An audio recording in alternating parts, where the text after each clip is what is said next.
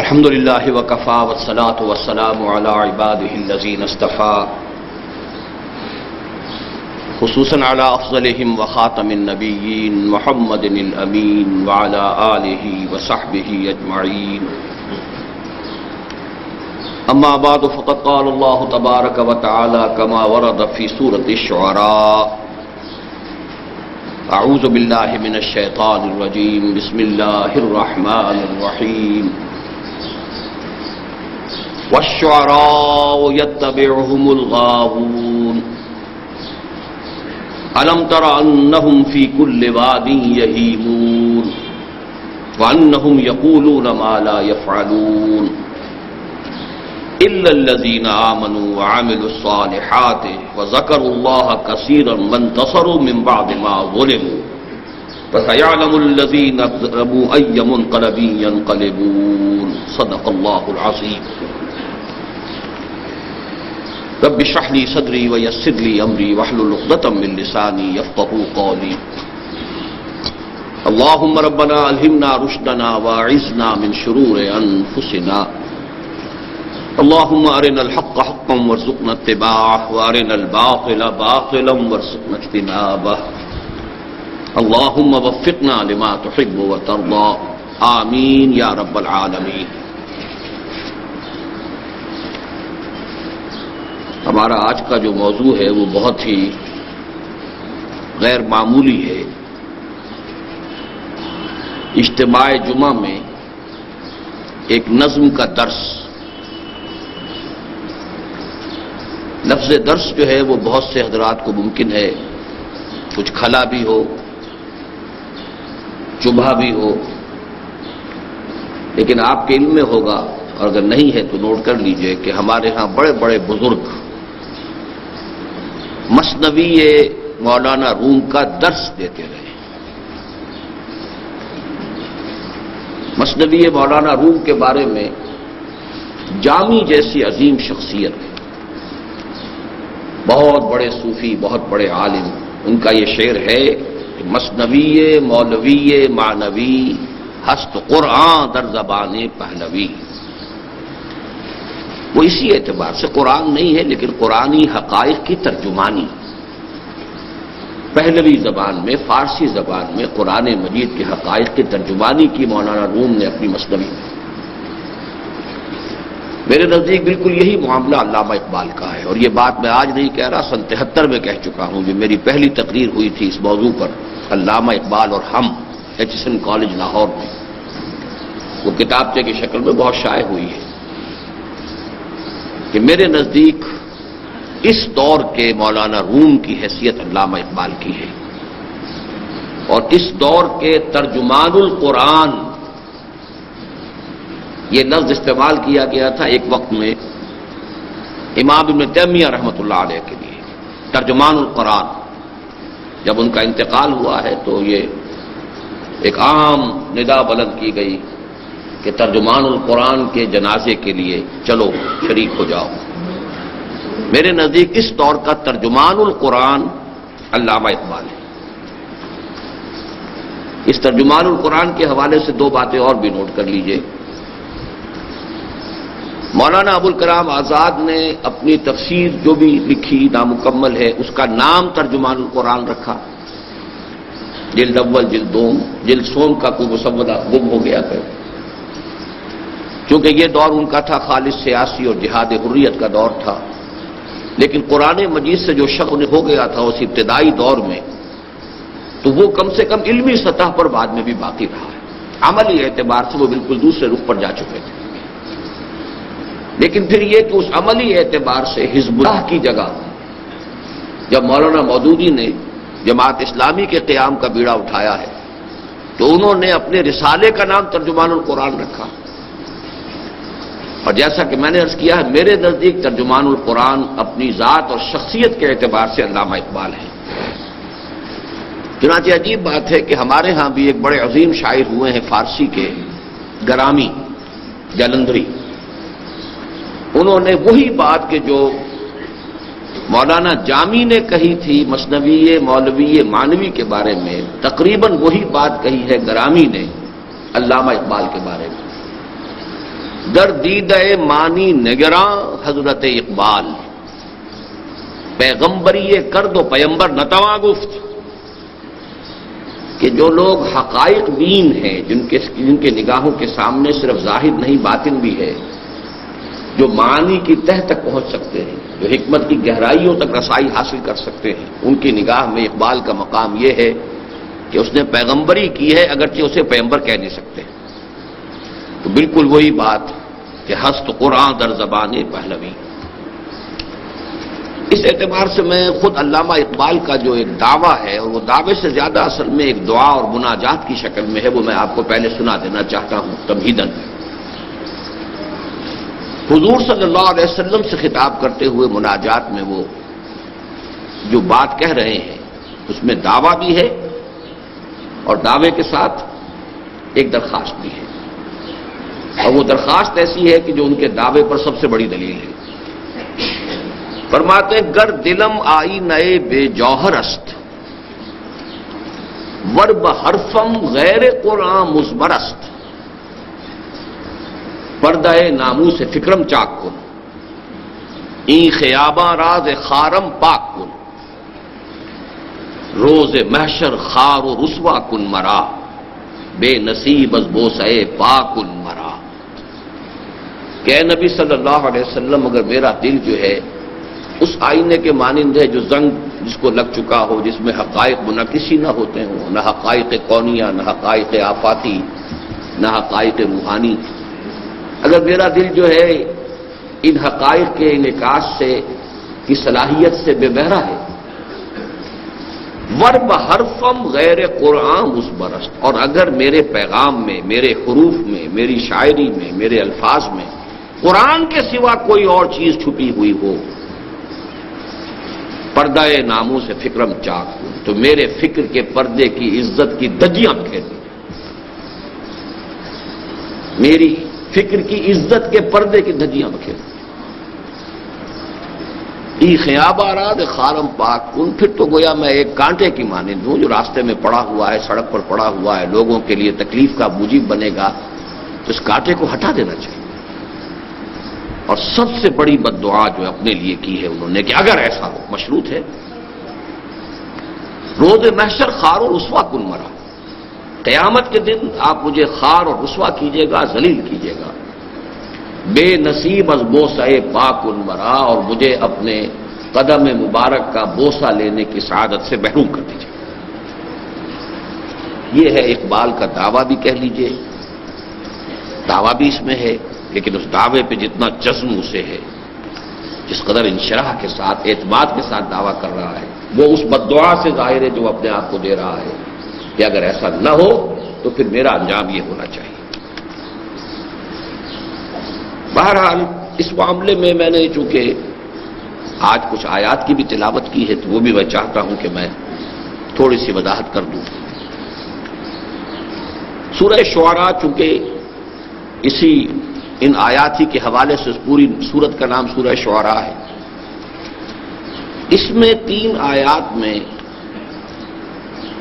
عمومی باتیں کہی گئی ہیں، دی رول، اور چوتھی میں ایکسیپشن بیان کی گئی۔ اب ظاہر بات ہے کہ اگر آپ صرف قاعدے کو پیش نظر رکھیں گے اور استثناء کو نہیں رکھیں گے تو بات غلط ہو جائے گی۔ والعصر ان الانسان لفی خسر، قاعدہ کلیہ یہ ہے کہ زمانہ گواہ ہے، تمام انسان گھاٹے میں ہیں، خسارے میں ہیں، ٹوٹے میں ہیں، برباد ہوں گے۔ اب استثناء الا الذین آمنوا وعملوا الصالحات وتواصوا بالحق وتواصوا بالصبر، اسی پر تو سارا دار و مدار ہمارا ہے، اسی سے تو ساری جو ہے امیدیں وابستہ ہیں، اسی کے لیے ہماری بھاگ دوڑ ہے کہ اس استثناء میں ہماری شمولیت ہو جائے۔ بالکل یہی معاملہ یہاں ہے۔ واقعہ یہ ہے کہ 3 آیات میں اللہ تعالیٰ نے شاعری اور شعراء کے بارے میں بالعموم جو بات کہی ہے وہ پوری کتابوں کے موضوع بن سکتے ہیں۔ وَالشُّعَرَاءُ يَتَّبِعُهُمُ الْغَاوُونَ،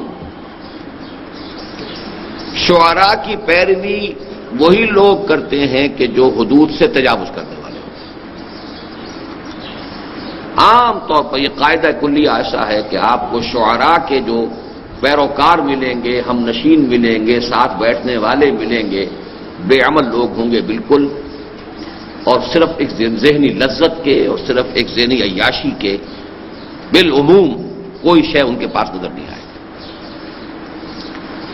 الم تر انہم فی کل وادی یہیمون. دوسری بات، کیا تم نے دیکھا نہیں کہ یہ شاعر لوگ ہر وادی کے اندر گھومتے پھرتے ہیں؟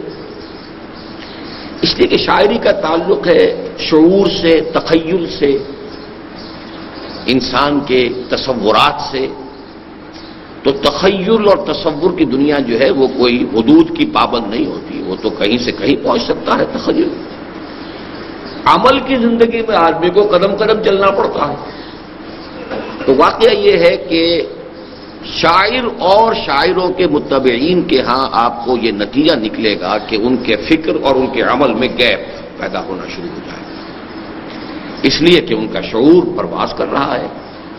وہ جو اقبال نے خود کہا ہے غالب کے بارے میں، جس کو میں کہتا ہوں کہ اصل میں غالب سے زیادہ خود علامہ اقبال پر وہ بات راست آتی ہے کہ فکر انسان پر تیری ہستی سے یہ روشن ہوا ہے پرے مرغ تخیل کی رسائی تا کو جا. تخیل جو ہے وہ تو کہیں سے کہیں پہنچ سکتا ہے. تو تخیل میں جو انسان بہت بلند پرواز ہوگا، اب بڑا مشکل ہے کہ اسی درجے میں اس کی زمین کے اوپر بھی اس کی چال ڈھال بھی وہی ہو. تو ایک گیپ کا پیدا ہو جانا لازمی ہے ایک قاعدہ کلیہ کے اعتبار سے.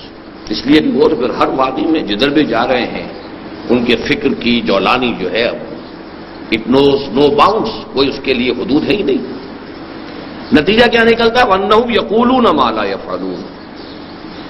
اور یہ کہ وہ کہتے ہیں جو کرتے نہیں ہیں. یہی قول و عمل کے اندر جو گیپ ہے، جو فرق ہے، جو خلیج حائل ہو جاتی ہے، یہی در حقیقت شاعری کے مزاج کے اندر گویا کہ فی نفس ہی داخل.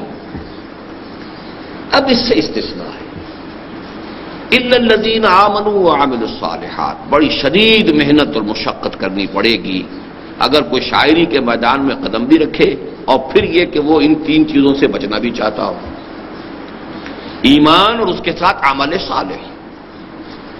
اِلَّا الَّذِينَ آمَنُوا وَعَمِلُوا الصَّالِحَاتِ وَذَكَرُوا اللَّهَ كَثِيرًا. اور اللہ کی کثرت کے ساتھ ذکر، اللہ کی یاد، اللہ کا ذکر کثرت کے ساتھ.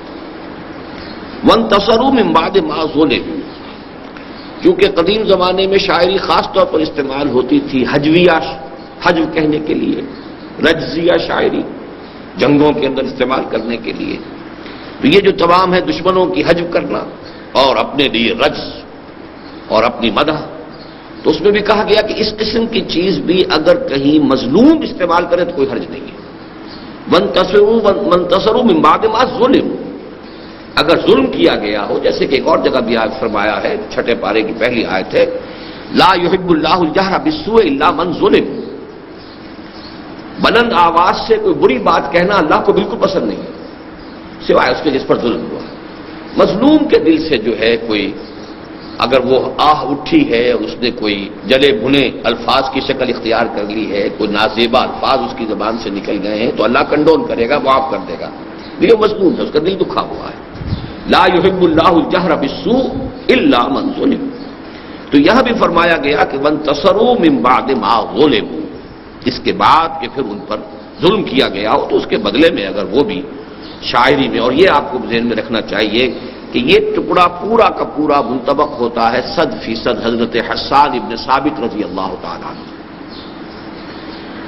وہ گویا کہ دربار نبوی کے شاعر تھے، اور جو بھی مشرک شعراء حضور کی حجو میں اشعار کہتے تھے، حضور کی مذمت میں کہتے تھے، تو اس کا جواب پھر حضرت حسان ابن ثابت دیا کرتے تھے. اور ظاہر بات ہے صحابی تھے، ان کا جہاں تک ایمان کا تعلق ہے بھی کسی شک و شبے سے بالا تر ہے، بلکہ یہ کہ امت میں سے کسی کا بھی بعد میں ایمان جو ہے کسی ادنا سے ادنا صحابی کے ایمان کا بھی ہم پلہ نہیں ہو سکتا. یہ ہمارا اجماعی عقیدہ ہے. عمل کا ایک پہلو ان کے ہاں کمزور تھا، یعنی یہ قاعدہ کلیہ میں آپ کو بتا دینا چاہتا ہوں، لیکن اسے عمل کا پہلو نہیں کہیں گے، مزاج کا پہلو کہیں گے. اور وہ یہ تھا کہ ان میں مرد میدان ہونے کا وصف نہیں تھا. یہ قاعدہ کلیہ ان میں بھی پورا جو ہے وہ منطبق ہوتا. جنگ کے میدان کے آدمی نہیں تھے. یہ بات جو ہے موجود ہے. غزوہ احزاب کا خاص طور پر واقعہ بھی آتا ہے کہ جہاں خواتین کو رکھ دیا گیا تھا ایک قلعے کے اندر، کو بڑی سی حویلی کے اندر، اور وہاں کچھ پہرے پر یہ ان کو کھڑا کیا گیا، اس لیے کہ میدان جنگ میں مورچے پر جانے کے لیے تو یہ ویسے بھی عام طور پر ان کی وہ کیفیت نہیں تھی۔ اب وہاں ایسا ہوا کہ حضرت صفیہ رضی اللہ تعالی عنہ حضور کی پھوپھی، انہوں نے دیکھا کہ مشکوک حالت میں ایک یہودی آ رہا ہے، اس کے حرکات و سکنات جو ہیں وہ مشکوک ہیں۔ تو انہوں نے کہا حسان ذرا اس کی خبر لو۔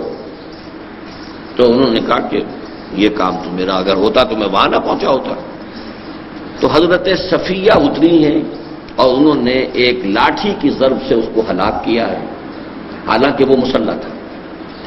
پھر انہوں نے کہا حسان جاؤ اب اس کا ہتھیار تو اتار لو۔ تو انہوں نے کہا کہ مجھے تو ان ہتھیاروں کی ضرورت نہیں۔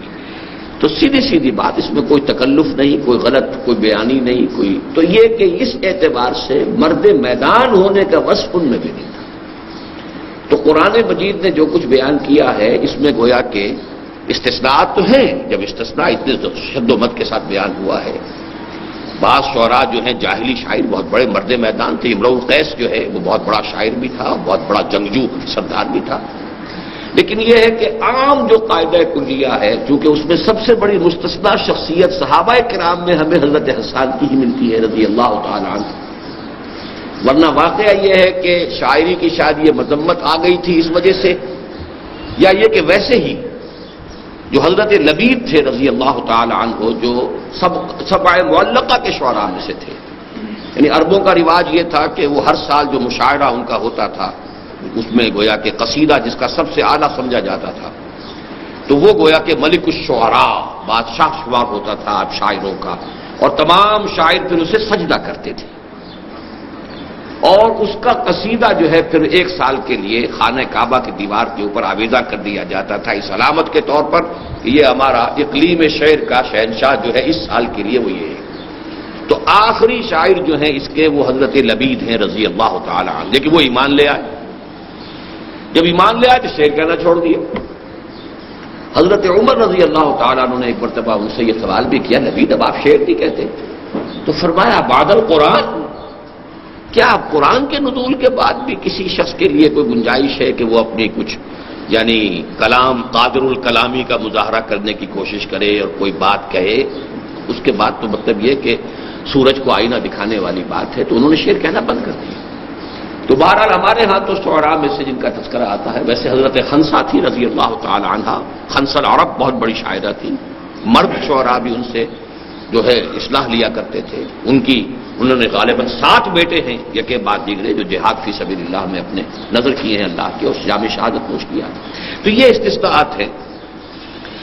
الا الذين امنوا وعملوا الصالحات وذكروا الله كثيرا وانتصروا من بعد ما ظلموا وسيعلم الذين ظلموا اي منقلب ينقلبون۔ اب اس میں اشارہ ہو رہا ہے کہ یہ جو کشاکش ہو رہی ہے مکے میں، ان قریب دیکھ لیں گے یہ ظالم لوگ کہ وہ کس کروٹ یہ اونٹ بیٹھے گا، یعنی اسلام کا غلبہ ہوگا، چاہے کتنی مخالفت کر لیں، کتنی حجب کر لیں محمد الرسول اللہ صلی اللہ علیہ وسلم۔ اس کے ساتھ ہی یہ کہ سورہ یاسین کی یہ آیت بھی چونکہ بہت اکثر جو ہے وہ حضرات کو شاید یاد ہی ہو کہ وما علمناہ الشعر وما ينبغي له، حضور کے شایان نشان کہا گیا، شعر کے گوئی نہیں ہے، ہم نے انہیں شعر نہیں سکھایا اور نہ ہی وہ ان کے شایان شان ہے۔ اس اعتبار سے بھی شعر گوئی گویا کہ کوئی بہت اعلیٰ اشیاء میں سے، اعلیٰ دلچسپیوں میں سے ادرو قرآن شمار نہیں ہوتی۔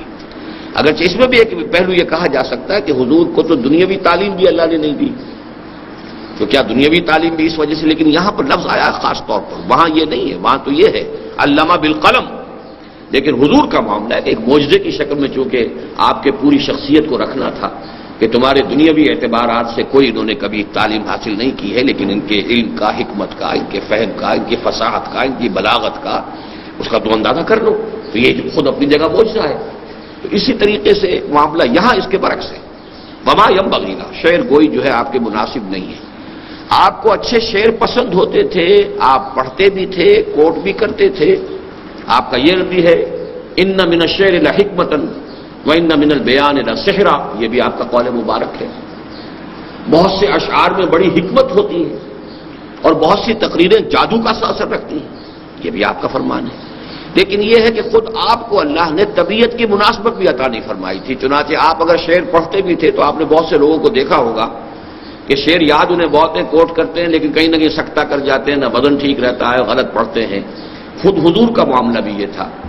ایک موقع پر بلکہ بڑا دلچسپ واقعہ ہوا کہ حضرت ابوبکر رضی اللہ تعالیٰ عنہ بھی موجود تھے. حضور نے کوئی شعر پڑھا اور وہ غلط پڑھا، مطلب یہ کہ اس کا وزن غلط ہو گیا یا کچھ اور سکتہ ہو گیا.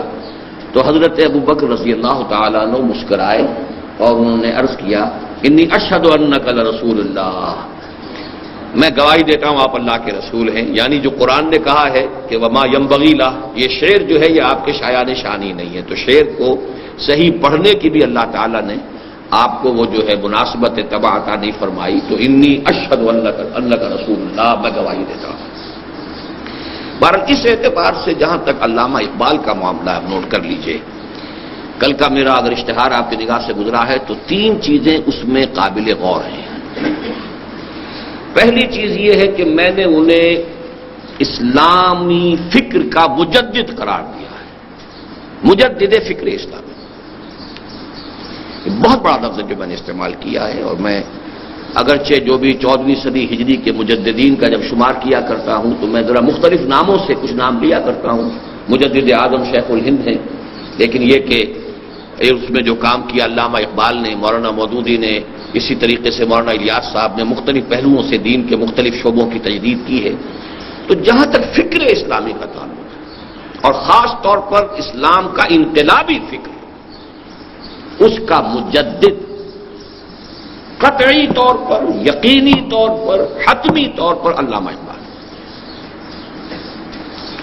چنانچہ ان کی کتاب reconstruction of religious thought in Islam, reconstruction, تجدید، تعمیر نو، تشکیل جدید، اسلام کے فکر کی، اسلام کے مذہبی فکر کی تشکیل نو. لیکن میں یہ سمجھتا ہوں کہ اس کتاب سے کہیں زیادہ در حقیقت ان کا جو فکر انقلابی ہے وہ ان کے اشعار میں ہے. فارسی میں زیادہ ہے، اردو میں بھی بہت ہے، لیکن یہ کہ ان کا انقلابی فکر جو ہے، اور یہ نوٹ کر لیجئے کہ ایران میں تسلیم کیا گیا ہے. ایران کا انقلاب اگرچہ وہ اس معنی کا انقلاب نہیں ہے کہ کسی انقلابی جماعت نے انقلابی جدوجہد کے مراحل طے کر کے انقلاب برپا کیا، لیکن یہ کہ اگر کوئی فکری کام تھوڑا بہت بھی اس کی بنیاد میں تھا تو وہ ڈاکٹر علی شریعتی تھے. اور ڈاکٹر علی شریعتی نے صاف طور پر یہ کہا ہے کہ ہمارا یہ سارا فکر اقبال سے ماخوذ ہے. ما و اقبال، ہم اور اقبال، یہ ان کی کتاب. مجھے تو معلوم نہیں تھا جب میں نے اپنی تقریر کی سن 73 میں اور پھر اس کو شائع کیا، علامہ اقبال اور ہم، یعنی بین ہی وہی فارسی ترکیب میں ما و اقبال کے نام سے ان کی کتاب ہے تقریب. اور جو فکر کوئی بھی تھوڑا بہت ایلیمنٹ جو انقلاب ایران کے بنیاد میں اگر کوئی فکری مواد ہے تو وہ علامہ اقبال کا ہے. اور میں اپنی ایک پوری کتاب جو ہے اس موضوع کے اوپر لکھ چکا ہوں. بر عظیم پاک و ہند میں اسلام کے انقلابی فکر کی تجدید و تعمیل، اور تفصیل سے میں نے واضح کر دیا ہے کہ وہ جو انقلابی فکر تھا جو دور خلافت راشدہ کے بعد رفتہ رفتہ رفتہ رفتہ بیک گراؤنڈ میں فیڈ اوے کر گیا، ملوکیت کا دور آ گیا، اسلام ایک مذہب بنتا چلا گیا، جزوی حقیقت بنتا چلا گیا. اس کو فکری سطح پر دوبارہ زندہ کرنے والا شخص اقبال ہے. اگرچہ اس کی تعمیل، اقبال مرد میدان نہیں تھے، اقبال مین آف ایکشن نہیں تھے، بلکہ عمل کا پلڑا ان کا بہت کم، بہت ہلکا تھا. یہ میں ابھی واضح کر دوں گا، اس لیے کہ بہت سے اقبالیے میرے دشمن ہیں، جان کے دشمن ہیں، اور ادھر ادھر اس کو شائع کرتے رہتے ہیں گویا کہ میں نے کوئی گناہ کبیرہ کر دیا ہے. لیکن یہ کہ جو حقیقت ہے اس کو مانیے. ایک طرف میں ان کو مجدد فکر اسلامی، بالخصوص اسلامی انقلابی فکر کا مجدد، قطعی طور پر، یقینی طور پر، حتمی طور پر اقبال. ابوالکلام آزاد نے ان سے خوشہ چینی کر کے تعمیل کی کوشش کی ہے، مولانا مودودی نے ان سے خوشہ چینی کر کے اس کی وضاحت کی ہے، شرح کی ہے، اسے عام فہم بنایا ہے، بڑے پیمانے پر پھیلایا ہے. لیکن اصل میں فکر جو ہے وہ علامہ اقبال کا ہے. مجدد، فکر اسلامی کے مجدد اور اسلام کی نشرت ثانیہ کا نقیب اعظم، یعنی یہ خبر دینے والا پہلی مرتبہ کہ اسلام کا دوبارہ احیاء ہوگا اور اسلام کا غلبہ ہوگا اور یہ شاخ ہاشمی کرنے کو ہے پھر برگ و بر پیدا، جس جزم کے ساتھ، جس یقین کے ساتھ، جس رسوخ کے ساتھ اقبال نے کہا، اس سے پہلے کئی سراغ ملتا ہی نہیں۔ مایوسی کے گھٹا ٹوپ اندھیرے تھے۔ مولانا حالی نے مسدس لکھی تھی، اسلام کا گر کر نہ ابھرنا دیکھے، پستی کا کوئی حد سے گزرنا دیکھے، مانے نہ کبھی مد ہے ہر جزم کے بعد، دریا کا ہمارے جو اترنا دیکھے۔ معلوم ہوتا ہے کہ قانون فطرت ہی بدل گیا ہے، ہر جزر کے بعد مد آیا کرتا ہے، ہمارا تو جزر ہی جزر ہے، نیچے ہی نیچے جا رہا ہے، مد کا کوئی سوال ہی نہیں آ رہا۔ اور حالی میں اور اقبال میں کتنا فصل ہے۔ اس حوالے سے اقبال نے آ کر کہا نہیں، سنا ہے یہ قدسیوں سے میں نے، نکل کے صحرا سے جس نے روما کی سلطنت کو الٹ دیا تھا، سنا ہے یہ قدسیوں سے میں نے، فرشتوں نے میرے کان میں سرگوشی کی ہے، وہ شیر پھر ہوشیار ہو، اور کتاب ملت بیضا کی پھر شیرازہ بندی ہے، یہ شاخ ہاشمی کرنے کو ہے پھر برگوبر پیدا۔ یہ ساری باتیں جو ہے جس طریقے سے آسماں ہوگا سحر کے نور سے آئی نہ پوش، اور ظلمت رات کی سیما پا ہو جائے گی، یہ سب کچھ ہو کر رہے گا۔ محو حیرت ہوں کہ دنیا کیا سے کیا ہو جائے گی، اور اے آب روان کبیر تیرے کنارے کوئی دیکھ رہا ہے کسی اور زمانے کے خواب۔ تو اسلام کی نشت ثانیہ، غلبہ دین حق جو ہے، اس کا نقیب اعظم، اس کا ڈھنڈورا پیٹنے والا، اس کے لیے نوجوان نسل کے دلوں میں امید کے چراغ روشن کرنے والا، جس میں سب سے پہلے میں اپنا نام جو ہے تجویز کرتا ہوں کہ میں خود، میرے دل کے اندر جو بھی امید کا چراغ روشن ہوا ہے وہ 5ویں جماعت کے طالب علم کی حیثیت سے ہوا ہے، علامہ اقبال کی اسی شاعری کے ذریعے سے۔ وہ زمانے میں معزز تھے مسلمان ہو کر، اور تم خار ہوئے تاریخ قرآن ہو کر، یہ چپکا ہوا ہے ذہن میں میرے شعر۔ تو یہ سارا کام جو ہے اس کو اگر آپ کریں گے تو واقعہ یہ ہے کہ اسلام کی نشت ثانیہ کا نقیب اعظم علامہ اقبال۔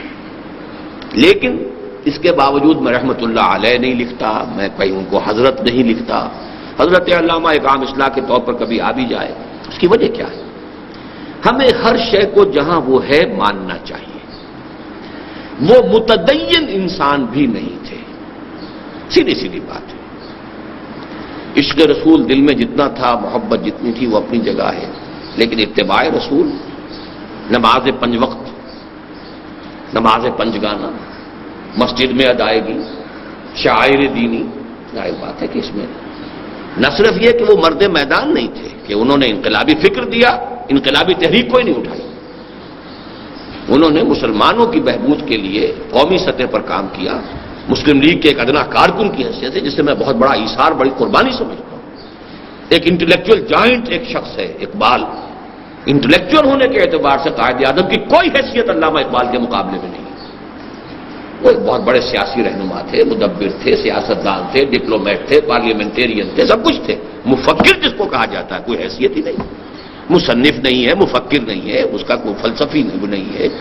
یہ جائنٹ جو ہے یوں سمجھیے کہ وہ دیو، وہ علامہ اقبال ہے، لیکن وہ ایک پروونشل چیف کی حیثیت سے، ایک عام کارکن کی حیثیت سے کام کر رہا ہے، حالانکہ وہ بلاتا ہے قائد اعظم کو کہ آئیے خدا کے لیے اس قوم کی جو اس وقت جس قیادت کی اس قوم کو ضرورت ہے، اس کا آپ ہی صرف اس کے تقاضے پورا کر سکتے ہیں۔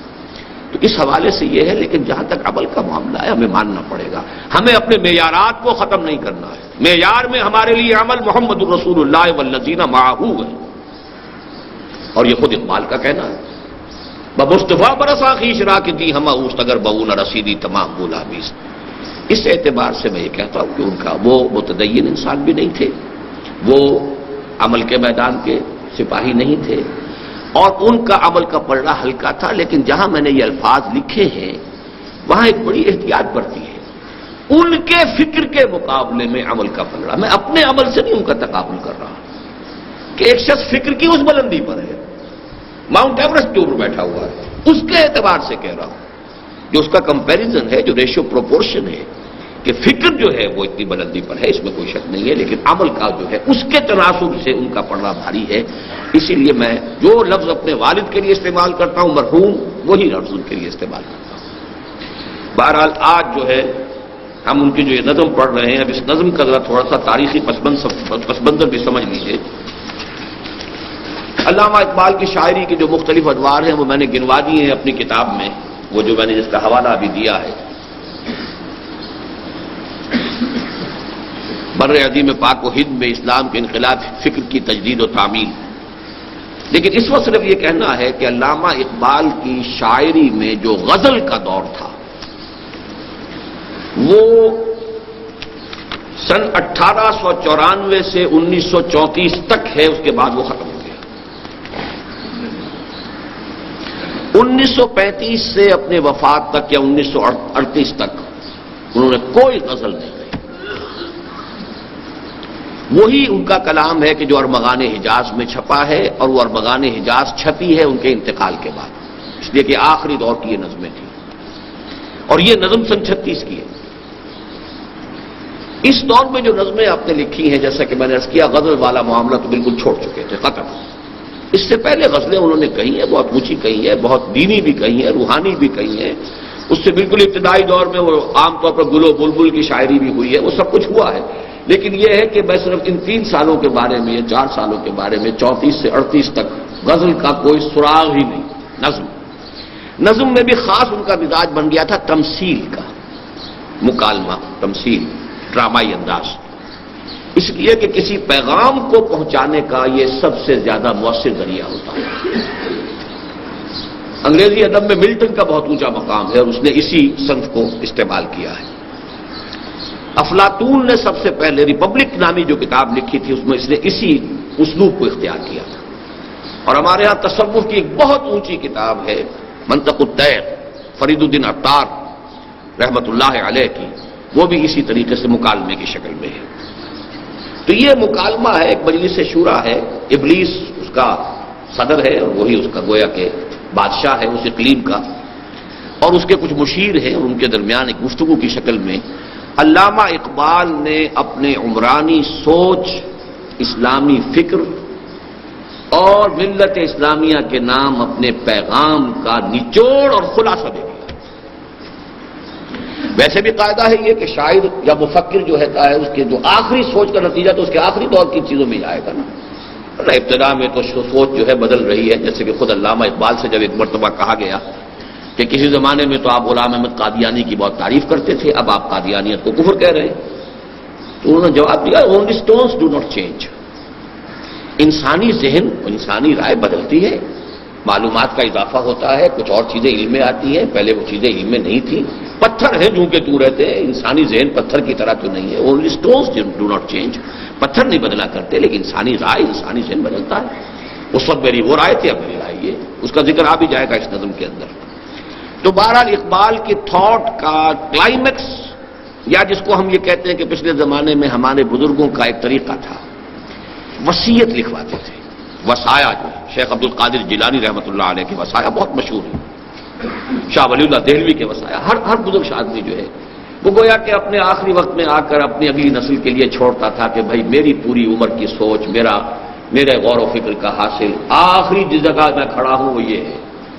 کیونکہ باقی دولت مند جو ہے وہ دولت کا حساب بتائے گا اولاد کو، کیا لینا ہے، کیا دینا ہے، کہاں کیا ہے، کیا ایسٹس ہیں، اور جس کا سارا سرمایہ ہی ہو، فکر ہے، سوچ ہے، تو اس کو تو ظاہر بات ہے کہ اسی کو پھر اسی طرح جو قرآن مجید میں حضرت لقمان کی نصائح آئی ہیں، ان کے بارے میں بھی یہی ہے کہ وہ ان کے انتقال کے وقت کی نصیحتیں جو انہوں نے اپنے بیٹے کو کی ہیں، وہ گویا کہ ان کے عمر بھر کے فکر کا، سوچ بچار کا، فلسفیانہ غور و فکر کا حاصل ہے۔ تو اس کو ہم کہہ سکتے ہیں کہ علامہ اقبال کا کی یہ وصایا ہے، یہ ان کی وصیت ہے امت مسلمہ کے نام۔ یہ عناصر کا پرانا کھیل، یہ دنیائے دوں، یہ یوں سمجھیے کہ ابلیس صاحب جو ہے اپنی اس مجلس شورا کا جو اجلاس ہو رہا ہے، اس کا انوگرل ایڈریس یہ ہے، یہ چند اشعار جو ہیں اس کے پہلے بند میں، یہ اس کا افتتاحی جو ہے خطاب ہے اپنی مجلس شورا سے۔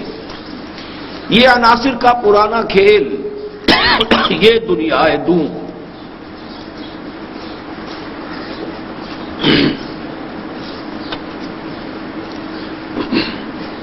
اس لفظ میں ایک پورا جو فلسفہ اور ایک نقطۂ نظر رہا ہے دنیا میں فلسفے کے میدان میں، اس کی ترجمانی ہو گئی ہے، اور وہ یہ ہے میٹیریلزم۔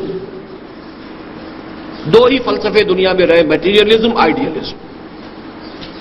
میٹیریلزم یہ ہے کہ اس کائنات کی اصل حقیقت جو ہے وہ مادی ہے، مادہ قدیم ہے ہمیشہ سے، مادہ جو ہے سالمات پر مشتمل ہے، اور ان سالمات میں باہم تجاذب ہے یا تنافر ہے، ان میں الیکٹرک چارجز ہیں، نیگیٹو ہیں یا پازیٹو ہیں، اس کے حوالے سے وہ ملتے ہیں یا کٹتے ہیں، پھر کمپاؤنڈز بنتے ہیں، اس کے فزیکل چینجز اور کیمیکل چینجز کے قوانین ہیں، اس سے کائنات چل رہی ہے۔ یہ سارا عناصر کا پرانا کھیل قدیم ہے، یہ ہمیشہ سے چلا آ رہا ہے، یہ عناصر کا پرانا کھیل۔ چنانچہ پروفیسر یوسف سلیم چشتی صاحب، کیونکہ وہ فلسفے کے بڑے طالب علم رہے ہیں، انہوں نے بڑی تفصیل اس مقام پر بیان کی ہے۔ ہندوستان کے 6 بڑے فلسفے تھے، جن میں سے 2 جو ہیں 2 درشن خالص میٹیریلسٹک ہیں، سانکھ درشن اور 4 واگ۔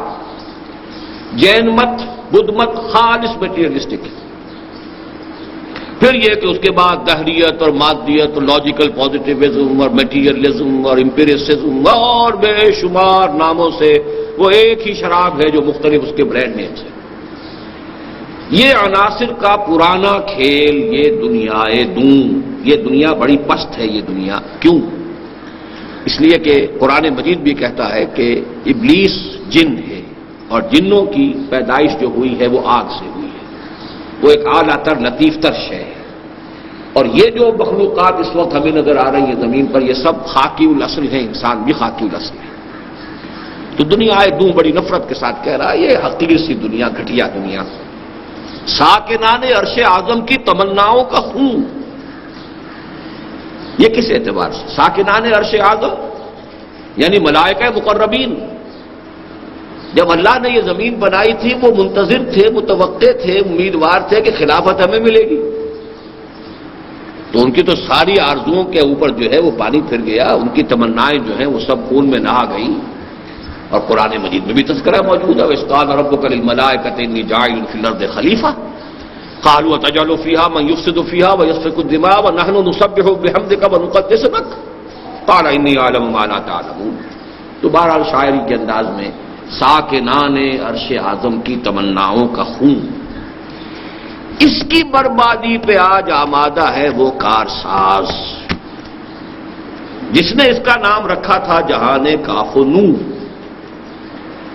ابلیس کو یہ محسوس ہو رہا ہے کہ یہ اب دگرگوں ہونے والا ہے، یہ معاملہ زیادہ دیر چلنے والا نہیں ہے۔ کیوں محسوس ہوا اور اسے تشویش کیوں ہوئی، یہ سمجھنے کی بات ہے۔ محسوس تو اس اعتبار سے بھی ہو سکتا ہے، تاریخی اعتبار سے، کہ جنگ عظیم اول ہو چکی تھی اور کروڑوں انسان قتل ہوئے تھے۔ تاریخ انسانی میں وہ جنگ عظیم اول بہت بڑا حادثہ تھا، اور جنگ عظیم دوم کے بادل جو ہے وہ لہرا رہے تھے، اور وہ جو ہے پوری فضا کے اوپر تنی کھڑی ہوئی تھی۔ تو بہت بڑی ڈسٹرکشن اور بہت بڑی تباہی جو ہے وہ آیا چاہتی ہے۔ یہ بھی ابلیس کو محسوس ہو گیا ہوگا کہ اب قیامت جو ہے قریب ہے، اور ظاہر بات ہے قیامت کے ساتھ ہی اس کی اپنی مہلت بھی ختم ہو جائے گی، یہ تو اس کی اپنی جان کا مسئلہ بھی ہے نا۔ الی یوم یبعثون، اس کو جو مہلت ملی ہوئی ہے شرارتیں کرنے کی، اور جو بھی اس کے پاس جو آزادی عمل ہے اللہ نے اسے چھوٹ دے رکھی ہے، انک من المنذرین، جاؤ تمہیں پوری چھوٹ ہے، جو چاہو کر لو، میرے انسانوں کو جس طرح چاہو گمراہ کرو، جس طرح چاہو انہیں ورگلاؤ، جس طرح چاہو انہیں امیدوں میں اور ان کے سبز باغ دکھاؤ، اس کے اندر ان کو جس طرح چاہو جو ہے وہ تم ورگلانے کی کوشش کرو۔ تو اب معلوم ہوتا ہے کہ یہ اب محسوس ہو رہا ہے کہ یہ ڈرامہ اب خاتمے کے قریب ہے، اور ڈرامہ خاتمے کے قریب ہے تو اپنی چودراہٹ خاتمے کے قریب ہے۔ تو مختلف اعتبارات سے اس کی بربادی پہ آج آمادہ ہے وہ کارساز جس نے اس کا نام رکھا تھا جہان کاف و نور، کن، کیونکہ یہ سارا کائنات کی جو تخلیق ہوئی ہے یہ اللہ تعالیٰ کے امر کن سے ہوئی ہے۔ اب اس کے بعد وہ اپنی لافزنی کر رہا ہے کہ میں نے اس دنیا میں شر کو پھیلانے کے لیے کیا کیا طریقے اختیار کیے ہیں، میں نے بڑی محنت کی ہے، میری اتنی طویل عرصے کی محنت جو ہے وہ ایٹ سٹیک ہے، وہ جس کو کہا جاتا ہے کہ گارڈ اپ یور لائنس، اب اپنی ذرا کمر کس لو، اپنے جو ہے پوری طریقے سے تیار ہو جاؤ، اس لیے کہ اب ہمارے لیے بہت بڑا چیلنج آ رہا ہے۔ میں نے دکھلایا فرنگی کو ملوکیت کا خواب، یہ وہ کولونیلزم کا جو سیلاب آیا تھا کہ میں نے ان کو ملوکیت کا، کولونیلزم کا خواب دکھایا کہ پوری دنیا کے اندر یہ پھیل گئے، اور من کل حدب ینسلون، کسی کیفیت کے اندر جو ہے وہ چلے آئے، اور انہوں نے پوری دنیا کے اندر جو ہے اپنے استعمار کی بساط بچھا دی۔ میں نے توڑا مسجد و دیر و کلیسا کا فسون، اس کولونیلزم کے ساتھ جو چیز آئی ہے وہ سیکولرزم ہے کہ مذہب کا کوئی عمل دخل جو ہے وہ عبادت گاہوں سے باہر نہ ہو. وہ جو میں کئی تقریروں میں بیان کر چکا ہوں کہ خدا کو گویا کہ پابند کر دیا گیا، محصور کر دیا گیا، قید کر دیا گیا، اسیر کر دیا گیا عبادت گاہ. وہ خدا کا جو بھی تصور ہو، اللہ ہے تو رہے مسجد میں، اور کوئی رام ہے یا پرماتما ہے، کوئی اور ہے تو رہے مندر میں، کوئی دیوتا ہے تو وہاں رہے، اور کوئی اور ہے تو کہیں رہے. لیکن یہ کہ اس سے باہر نہ مارکیٹ اور منڈی سے کوئی سروکار، نہ پارلیمنٹ اور عدالت سے کوئی سروکار، نہ انتظامیہ سے کوئی سروکار. تو میں نے توڑا مسجدوں، دیر و کلیسا کا خصوم، اس کا جو ہولڈ تھا. میں نے ناداروں کو سکھلایا سبق تقدیر کا. نادار، کاشتکار، تقدیر، تنبے تقدیر، جاگیردار جو چاہے کر جائے، بچیوں کی عصمت بری کر جائے، بیویوں کو اٹھوا لے، جو چاہے کروا لے، جانور کھلوا لے، کیا کرے؟ تقدیر ہے، ہماری تقدیر یہ. گویا کہ نرم چارہ بنا دیا نوع انسانی کو ظالموں کے لیے اس تقدیر کے غلط تصور سے. میں نے ناداروں کو سکھلایا سبق تقدیر کا، اور میں نے منعم کو یا منعم کو دیا سرمایہ داری کا جنون. یہ منعم انعام سے بنے گا اس میں فاعل، نعمت دینے والا. یعنی فرض کیجئے کوئی شخص پہلے خیرات کر رہا تھا، صدقہ کر رہا تھا، لوگوں میں بانٹ رہا تھا دولت، تو میں نے اس کو یہ سبق پڑھایا، یہ پٹی پڑھائی، دولت رکھو اپنے پاس، سنبھال کر رکھو، پاگل ہو گئے ہو، دماغ خراب ہو گیا ہے، جمع کرو اس کو. اور منعم بھی ہم اس کو کہہ سکتے ہیں جس کو اللہ نے نعمت دی ہو، وہ اس میں مفعول ہو جائے گا کہ میں نے، اللہ نے جس چیز کو بھی کوئی نعمتیں دی تھی، دولت دی تھی، تو میں نے اس کو سرمایہ داری کا جنون جو ہے میں نے اس کو اس کے اوپر مسلط کر دیا کہ اس کو سید کر رکھے. جمع فاوعا، جیسے کہ آیا ہے سورہ معارج میں، جمع فاوعا. اب اس نے جمع کیا اور بڑی حفاظت کے ساتھ رکھ لیا کہ یہ بات دے رہا ہے، اس کو ہوا نہ لگے. تو یہ 4 کارنامے ابلیس نے اپنے گنوائے، نوٹ کیجئے اس کو. ملوکیت، گویا کہ اقبال کے نزدیک ابلیسیت کے سب سے بڑے 4 مظاہر جو ہیں وہ یہ 4 ہیں. ملوکیت. نمبر 2 سیکولرزم، جدا ہو دین سیاست سے تو رہ جاتی ہے چنگیزی. نمبر 3 تقدیر کا غلط تصور، جو انسان کو عمل اور جد و جہد سے جو ہے عمل سے فارغ ہوا مسلمان بنا کے تقدیر کا بہانہ، یہ تیسری ابلیسیت ہے. اور چوتھی ابلیسیت سرمایہ داری ہے. اب اس پر وہ لافزنی کر رہا ہے، کون کر سکتا ہے اس کی آتش سوزاں کو سرد. اب خطرہ محسوس کر رہا ہے کہ اب یہ بساط الٹنے والی ہے. یہاں وہ نوٹ کیجئے اقبال نے جو ایک اور جگہ پر جو 2 اشعار کہے ہیں کہ دنیا کو ہے پھر مار کے روح و بدن پیش، تہذیب نے پھر اپنے درندوں کو ابھارا، اللہ کو پامر دیے مومن پہ بھروسہ، ابلیس کو یورپ کی مشینوں کا سہارا. تو یہ جو ایک کرائسس آنے والا ہے، حق و باطل کی جنگ جو ہے، ستیزہ کار رہا ہے ازل سے تا امروز، چراغ مصطفی سے شرار بولہبی، اس کا آخری ایکٹ آنے والا ہے، آخری سین آنے والا ہے، ڈراپ سین ہونے والا ہے. تو وہ خطرہ بھی محسوس کر رہا ہے، لیکن یہ کہ اپنی لافزنی سے تاکہ ساتھیوں کے دل بیٹھ نہ جائیں. آخر یہ کہ انکریج تو کرنا پڑتا ہے، ہمت بھی بنانی پڑتی ہے. گھبراؤ نہیں ہے، چیلنج ہے، بڑا ہے، لیکن فکر نہ کرو. کون کر سکتا ہے اس کی آتش سوزاں کو سرد، جس کے ہنگاموں میں ہو ابلیس کا سودے دروں، جس کی شاخیں ہو ہماری آبیاری سے بلند. کون کر سکتا ہے اس نخل کہن کو سر نگوں. ان میں کوئی چیز وضاحت طلب نہیں ہے. اب پہلا مشیر جو ہے وہ ذرا زبان کھولتا ہے. اس میں کیا شک ہے کہ محکم ہے یہ ابلیسی نظام. بات صحیح ہے، آپ نے جو فرمایا ہے یہ 4 چیزیں جو ہے یہ بڑا محکم نظام کی حیثیت سے جو پوری نوع انسانی کو جکڑے ہوئے ہیں. پختہ تر اس سے ہوئے خوئے غلامی میں عوام. ملوکیت کے مقابلے میں اب غلامی آ رہی ہے، کیونکہ پہلا تو یہی تھا، میں نے دکھلایا فرنگی کو ملوکیت کا خواب. نتیجہ یہ ہو چکا ہے کہ اب جو ہے عوام وہ خوئے غلامی میں پختہ ہو چکے ہیں. ان کے اندر وہ ارج ہی نہیں رہی، آزادی کا خیال ہی نہیں رہا. جیسے ہم پورے پکے ہو چکے ہیں امریکہ کی گھڑی کی مچھلی. کنٹینمنٹ آف رشیا پالیسی کے بعد اب کنٹینمنٹ آف چائنا پالیسی میں فٹ ہو کر بڑے مطمئن ہیں. اب تو آرام سے گزرتی ہے.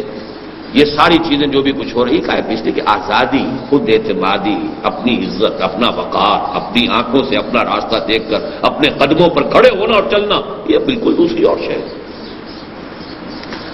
پختتر اس سے ہوئے خوئے غلامی میں عوام. اور یہ اسی مجموعے میں ان کی ایک نظم اور بھی ہے مکالمے کی شکل میں کہ زمین اور ایک اس کے اندر جو میت دفن ہوئی ہے اس کا مکالمہ ہے. بڑی عجیب نظم ہے. اور میں نے یہ میٹرک میں جب میں تھا تو ہمارے ہاں کوئی بڑا ایک فنکشن ہونے والا تھا, کوئی بڑی سرکاری کوئی شخصیت آنے والی تھی, تو میں نے یہ مکالمہ تیار کرایا تھا. خود بھی میں اس میں حصہ لینے والا تھا, لیکن ہیڈ ماسٹر صاحب نے ڈر کے روک دیا کہ یہ بات کرنے کی نہیں, بڑی باغیانہ ہے کہ ایک میت جو ہے وہ قبر میں آئی ہے اور قبر جو ہے فریاد کر رہی ہے کہ کیا بات ہے, میری قبر کے اندر جو ہے, میرے اندر اس وقت جو ہے بڑی تشویش سی میں محسوس کر رہی ہوں. تو اس کے بعد یہ معلوم ہو یہ غلام تھا بدماش جو میرے اندر ڈاکے, ظالم تو جہاں میں بندہ محکوم تھا, میں نہ سمجھی تھی کہ ہے کیوں خاک میری تاب سوزناک, یہ میری مٹی میں جو جلن ہو رہی ہے اس وقت تو محکوم تھا. اب یہ ظاہر بات انگریزی دور کی بات کر رہا ہوں کہ میں وہ اس وقت وہ تمثیلچہ جو ہے کرنا چاہتا تھا کسی انسپیکشن کے موقع پر. اس میں کیا شک ہے کہ محکم ہے یہ ابلیسی نظام, پختتر اس سے ہوئے خوئے غلامی میں عوام, ہے ازل سے ان غریبوں کے مقدر میں سجود, ان کی فطرت کا تقاضا ہے نماز بے قیام. نماز بے قیام کا کیا مطلب ہے؟ سجود ہی سجود ہے, اس کے اندر جو ہے قیام کی جو ہے وہ لذت ہی نہیں ہے. آرزو اول تو پیدا ہو نہیں سکتی کہیں, ہو کہیں پیدا تو مر جاتی ہے یا رہتی ہے خام. یہ شعر تو میری تقریروں میں آپ نے بہت سنا ہوگا کہ اول تو یہ کہ اس ماحول میں کوئی امنگ, کوئی ولولہ, کوئی اونچا خیال, کوئی اچھا ارادہ پیدا ہی نہیں ہو سکتا. ماحول جو ہے اگر اس کے لیے اس کے آخر زمین کے اندر کوئی رویدگی ہوگی تو کوئی شے پیدا ہوگی. زمین بھی بانجھ, پھر اگر کہیں دو پتیاں کہیں آ بھی گئی ہیں تو فضا میں آکسیجن نہیں ہے تو وہ مرجھا جائے گی.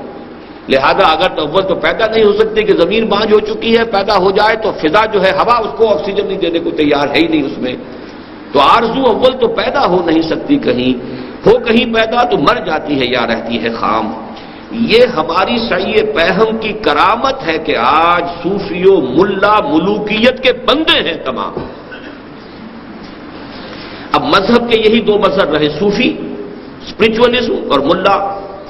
اب وہ جو بھی ایک اسکالسٹسزم جس کو کہتے ہیں, علم کلام آگے آ جائے گا اس میں. ان دونوں کے لیے دو علامتیں لی گئی ہیں. ایک ملا ہے, اور ملا جو ہے جس زمانے کی یہ بات ہو رہی ہے, ہمارا تو اس وقت جو مولوی ہے وہ کچھ اور اس کی جون بدل چکی ہے. وہ ملا اس طرح کا نہیں رہا. ملا کسی زمانے میں بڑا اونچا لفظ تھا, بہت بڑے عالم اور بہت بڑے فلسفی کو ملا کہا جاتا تھا. لیکن یہ کہ وہ ملا جو ہے ان کی زیادہ جو ہوتی تھی بات وہ علم کلام, منطق, فلسفہ, ان چیزوں کے. تو ملا اور یہ کہ صوفی, وہ بہرحال یہ کہ ان کے مختلف مشرب ہیں. تو اب یہ دونوں ہی ٹاپ کے منصب تھے گویا کہ مذہبی اعتبار سے. اسی لیے ایک اور جگہ کہا ہے, اٹھا میں مدرسہ و خانقاہ سے نمناٹ. میں تو دونوں دیکھ آیا, مدرسے بھی میں نے دیکھ لیے, خانقاہیں بھی دیکھ لی. کہیں پر تیرے محیط میں کہیں گوہر زندگی نہیں, دیکھ چکا میں موج موج, ڈھونڈ چکا صدف صدف, کہیں نہیں کچھ رہا. تو صوفیوں ملا ملوکیت کے بندے ہیں تمام.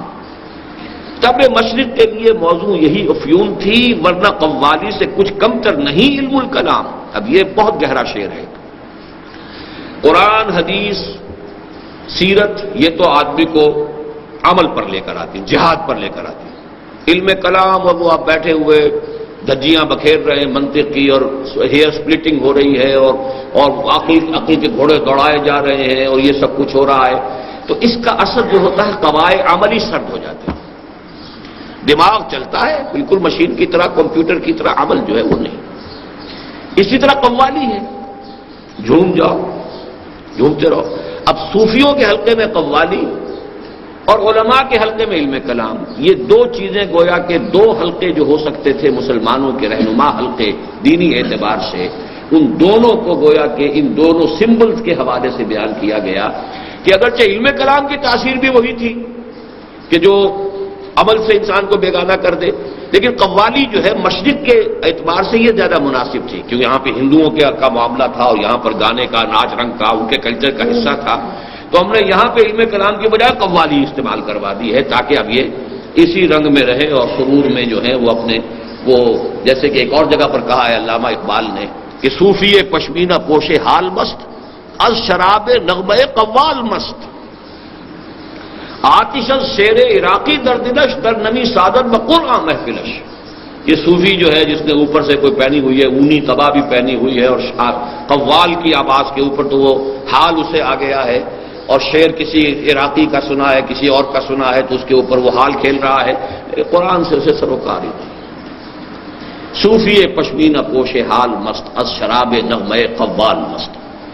تو تب مشرق کے لیے موضوع یہی افیون تھی۔ افیون کیا ہے؟ آدمی کو پیک کے اندر پڑے رہو، بس کام نہ کرو۔ لوٹس ایٹرز ایک نظم ہم نے پڑھی تھی، شاید میٹرک میں پڑھی تھی، شورلی سلمبر از بیٹر دین ٹوائل۔ آدمی محنت کرے، بھاگ دوڑ کرے، یہ کرے وہ کرے، اس سے کیوں نہ ذرا سا ایک دو گولیاں جو ہے نگلے اور سو جائے آرام سے۔ آج جو پوری دنیا کے اندر نارکوٹکس کیوں ہے؟ اس لیے کہ دنیا کی پیچیدگیاں مسائل جو ہیں ان کے تمام جو ہیں وہ آدمی پھر جو ہے وہ میں گدھے کی راہ سے ہو کر گزر گیا، ورنہ سفر حیات کا بے حد طویل تھا۔ یہ تو در حقیقت آسانی کا راستہ ہے، فرار ہے زندگی سے۔ ہے طواف و حج کا ہنگامہ اگر باقی تو کیا؟ یہ طواف اور حج کا ہنگامہ جو ہے یہ تو علامہ اقبال کے زمانے سے بڑھ کے اب میرا خیال ہے 100 گنا بڑھ گیا ہوگا۔ علامہ اقبال ان 60 سالوں میں، اور جو عمرہ ہے رمضان کا، اور 30 لاکھ 35 لاکھ آدمی جمع ہو رہا ہے اور رمضان ہو رہا ہے، اور جو کچھ ہو رہا ہے وہ آپ کے علم میں ہے، لیکن اس سے حاصل کیا ہے طواف و حج کا ہنگامہ اگر باقی تو کیا؟ کند ہو کر رہ گئی مومن کی تیغے بے نیام۔ اس کا اصل جہاد جو اس کا اصل تھا وہ تو ختم ہو چکا۔ اب یہ وہاں جائیں اور وہ طواف کر کے آ جائیں، لیکن لے کر کے آتے ہیں وہاں سے کوئی نیا جذبہ، کوئی توبہ کر کے نہیں آتا، الا ماشاءاللہ کوئی ہوں گے، کوئی لاکھوں میں، کوئی کروڑوں میں، کوئی ایک آدھ نکل جائے، باقی تو جیسے گئے تھے ویسے آتے ہیں، بلکہ یہ سمجھتے ہیں کہ پچھلا حساب صاف ہوا، بس سر نو جو ہے حرام خوریاں جو ہیں اس کا کھاتا سر نو شروع کرو۔ تو یہ سارا جو کچھ ہے طواف و حج کا ہنگامہ اگر باقی تو کیا؟ ان چیزوں کو علامہ اقبال نے ایک اور نظم میں جو میرے نزدیک ان کی شعریت کا عروج ہے، اہل حرم کے سومناتھ سے تعبیر کیا ہے۔ کیا نہیں کوئی غزنوی کارگہ حیات میں، بیٹھے ہیں کب سے منتظر اہل حرم کے سومناتھ۔ اہل حرم نے بھی ان چیزوں کو، ریچولز کو بت بنا لیا ہے، بت بن کر پوچھ رہے ہیں، ان کی حقیقت کچھ بھی نہیں۔ جو کہا ہے کہ نماز و روزہ و قربانی و حج یہ سب باقی ہے، تو باقی نہیں ہے۔ یہ سارا جو ہے یہ ریچولز ہے، ان کی شکلوں کو پوجا جا رہا ہے۔ اب اس نے سوال کیا کہ یہ جو آپ نے سیشن کال کیا ہے خاص ہمارا، اور اس میں اتنا تمہیدی آپ نے خطاب فرمایا ہے، تو کون سا آپ کو چیلنج محسوس ہوا ہے؟ ہمیں تو کوئی چیلنج محسوس نہیں ہو رہا، سب ٹھیک ٹھاک ہے۔ اس میں کیا شک ہے کہ محکم ہے یہ ابلیسی نظام، ساری قوتیں ابلیسی خوب پورے طور پر کار فرما ہے، کام ہو رہا ہے۔ کس کی نومیدی پہ حجت ہے یہ فرمان جدید؟ یہ آپ کا نیا فرمان جو اور آج جو اجلاس کیا گیا ہے، یہ کس طرف سے کوئی ہماری امیدوں کے لیے کوئی خطرہ پیدا ہو گیا ہے، کوئی ہمارے لیے کوئی چیلنج آ گیا ہے؟ جہاد اس دور میں مرد مسلمان پر حرام، مسلمان تو اپنے اوپر جہاد کو حرام ہی کر چکا ہے، تو اب اور کس چیز کا ڈر ہے؟ اب اس میں نوٹ کیجئے کہ اس میں خاص طور پر تو غلام احمد قادیانی کی طرف اشارہ ہے کہ جس نے قتال کو تو سرے سے حرام قرار دے دیا۔ دین کے لیے حرام ہے اب دوستو قتال، یہ مصرع ہے غلام احمد قادیانی کا آجہانی کا۔ لیکن اس کو چھوڑتے ہوئے بھی ہمارے ہاں عام مذہبی فکر میں بھی جہاد خارج از بحث ہو چکا تھا، یہ اب شروع ہوا ہے، اور ہوا ہے ایران کے انقلاب کے بعد۔ سائملٹینیس معاملہ ہوا ہے، ایرانی انقلاب اور افغانستان میں روس کی آمد، اس وقت سے شروع ہوا ہے، ورنہ جہاد مسلمان کی فہرست سے خارج تھا۔ اس لیے کہ جہاد کے معنی جنگ، اور جنگ جو ہے وہ تو ہر وقت تو ہوتی نہیں، ہر روز کا فرض جو ہے وہ تو نماز ہے، ہر سال کا فرض جو ہے وہ روزہ ہے، جو بھی ہے زکوٰۃ ہے، لیکن یہ کہ یہ جو ہے یہ تو کوئی فرض ہے ہی نہیں سرے سے، تو جنگ کہیں ہوگی، تو وہ جہاد کو قتال سے ایکویٹ کیا، اور قتال سے ایکویٹ کرنے کے بعد چونکہ وہ تو فرض کفایہ ہی رہے گا، لہذا وہ بات ختم ہو گئی، ہماری فہرست وہ جو فرائض کی فہرست سے فارغ ہوئی۔ تو اس حوالے سے فرق کوئی نہیں ہے، تو اس نے قتال کو حرام قرار دیا، ہم نے جہادی کی جڑ کاٹ دی۔ البتہ یہ ہے کہ جب احیائی تحریکیں شروع ہوئی ہیں تو اس میں پھر چاہے وہ جماعت اسلامی کی تھی، مولانا مودودی کی پہلی بڑی تصنیف ہی تھی الجہاد فی الاسلام، ابوالکلام آزاد نے جو نعرہ لگایا تھا وہ جہاد کا تھا۔ اسی طریقے سے پھر یہ کہ جو بھی الاخوان المسلمون کا معاملہ ہوا ہے وہ جہاد کے لفظ سے، تو جہاد جو ہے بعد میں ان احیائی تحریکوں کا تو سینٹرل تھیم بنا ہے، اور پھر قتال کی بھی مختلف شکلیں ہوئی ہیں، اگرچہ ان میں سے ہر ایک کا علیحدہ معاملہ ہے، اس کو میں اس پر ڈسکس نہیں کر سکتا، لیکن یہ کہ اقبال نے جس وقت یہ الفاظ کہے ہیں تو ابلیس نے جو بات کہی ہے اس کے مشیر نے، وہ سب سے ضرورت تھی کہ کیا آپ کو فکر کس بات کی ہو گئی ہے جب مسلمان پر تو جہاد حرامی ہو چکا ہے۔ دوسرے مشیر صاحب اب ذرا پہلے مشیر سے اختلاف کرتے ہوئے ظاہر کرتے ہیں کہ نہیں، ایک خطرہ تو پیدا ہو چکا ہے۔ خیر ہے سلطانی جمہور کا غوغا کے شر، تو جہاں کے تازہ فتنوں سے نہیں ہے باخبر۔ یعنی یہ جو پہلا مشیر تھا اس کی اس نے نفی کی ہے کہ تمہیں everything is not okay, واقعتاً گڑبڑ ہے، اور سب سے بڑی گڑبڑ یہ ہے کہ ابھی سلطانی جمہور کا آتا ہے زمانہ، جو نقش کہن تم کو نظر آئے مٹا دو، تو ملوکیت کا تو بیڑا غرق ہو جائے گا۔ اور ہم نے جو بھی اپنی بساط بچھائی تھی اس میں نمبر 1 پر ملوکیت ہے، تو جمہوریت آئے گی، جمہوریت جو حاکمیت عوام آ جائے گی، ہے سلطانی جمہور یعنی پاپولر سوورنٹی، تو اس سے ملوکیت کا تو جو ہے بیڑا غرق ہو جائے گا، تو ہماری بساط کا جو رکن اول تھا وہی ختم ہو جائے گا۔ تو اس حوالے سے واقعتاً قابل تشویش مسئلہ ہے، اور ہمیں واقعتاً غور کرنا چاہیے۔ ہمیں پوری situation we have to take a fresh assessment and stock of the situation. پہلا مشیر کہتا ہے کہ نہیں، میں جانتا ہوں جمہوریت میں کوئی خطرہ نہیں ہوں، یعنی یہ کہ اس نے تو کہا تھا تو جہاں کے تازہ فتنوں سے نہیں ہے باخبر، اس نے کہا نہیں، میں ہوں باخبر ہوں، مگر میری جہاں بینی بتاتی ہے مجھے جو ملوکیت کا ایک پردہ ہو کیا اس سے خطر۔ یہ جمہوریت تو خود ملوکیت ہی کا ایک پردہ ہے، اس کی کوئی حقیقت ہی نہیں ہے۔ ہم نے خود شاہی کو پہنایا ہے جمہوری لباس، جب ذرا آدم ہوا ہے خود شناس و خود نگر، یہ تو ہم نے خود کیا ہے، تمہیں نہیں معلوم۔ یعنی دوسرا مشیر جو تھا اس کی جہالت کا یہ وہ کہہ رہا ہے کہ تجھے پتہ نہیں ہے، تو ہم نے خود کیا ہے بھائی۔ ہم نے کہا اب انسان کے اندر خود شناسی آ گئی ہے، خود نگری آ گئی ہے، اپنی عزت نفس کا احساس پیدا ہو گیا ہے، اور یہ سارا احساس دیا ہوا ہے محمد الرسول اللہ صلی اللہ علیہ وسلم کا۔ تمام انسان برابر ہے، ہر انسان پیدائشی طور پر زندہ ہے۔ حضرت عمر نے فرمایا تھا کہ ہر انسان کو اس کی ماں نے زندہ جنا ہے، وہ آزاد جنا ہے، وہ کوئی محکوم پیدا نہیں ہوتا۔ تو یہ تو جو تصور تھا محمد نے دیا تھا صلی اللہ علیہ وسلم، لیکن یہ کہ اس نے کہا کہ ہم نے صرف یہ کیا ہے نا کہ سوورنٹی جو ہے وہ اس کے اندر تقسیم کر دی، باقی ملوکیت تو جو کی تو ہے، وہ اگلے شعر میں آ رہا ہے۔ کاروبار شہریاری کی حقیقت اور ہے، یہ وجود میر و سلطان پر نہیں ہے منحصر۔ کلونیلزم ہو، کنگڈم ہو، امپیریلزم ہو، ضروری نہیں ہے کہ کوئی بادشاہ ہی بیٹھا ہو تو وہ امپیریلزم ہے۔ ایک نیشنل امپیریلزم ہو سکتا ہے، ایک قوم دوسری قوم کے اوپر جا کر حکومت کرتی ہے، امپیریلزم ہو جائے گا۔ تو کاروبار شہریاری کی حقیقت اور ہے، یہ وجود میر و سلطان پر نہیں ہے منحصر۔ مجلس ملت ہو یا پرویز کا دربار ہو، ہے وہ سلطان غیر کی کھیتی پہ ہو جس کی نظر۔ سیدھی سیدھی بات، یا تو بادشاہ پرویز اس کا دربار ہے یا پارلیمنٹ ہے برٹش۔ سوال تو یہ ہے کہ غیر کی کھیتی کو اجاڑنے اور اس کے ایکسپلائٹ کرنے اور اس سے حاصل کرنے کا اگر یہ ہے نظر، تو بس وہی سلطانی ہے، وہی شہنشاہیت ہے، وہی ملوکیت ہے، وہی کلونیلزم ہے وہ سلطان غیر کی کھیتی پہ ہو جس کی نظر۔ تو نے کیا دیکھا نہیں مغرب کا جمہوری نظام، چہرہ روشن نندروں چنگیز سے تاریخ تر۔ اب یہ چنگیز جو ہے یہ ہماری پورے ادب کے اندر، مشرقی ادب میں، یہ ایک ٹیرر کا اور ظلم کا اور تشدد کا اور جو بھی وحشت کا ہے اس کے لیے ایک بہت بڑا سمبل ہے۔ یہ ہلاکو کا دادا تھا چنگیز خان اعظم۔ 1155 میں عیسوی میں اس کی ولادت ہوئی ہے، 1203 میں اس کو خان اعظم منگولوں نے خود تسلیم کر لیا ہے۔ پھر اس کے بعد جو تباہی اس نے مچائی ہے، پورا ترکستان مسلم علاقہ جو تھا اس کو برباد کیا، ایران کو برباد کیا، اس کام کو پھر آگے جا کر اس کے پوتے نے جو بغداد کی تباہی تک پہنچایا ہے 1258 میں۔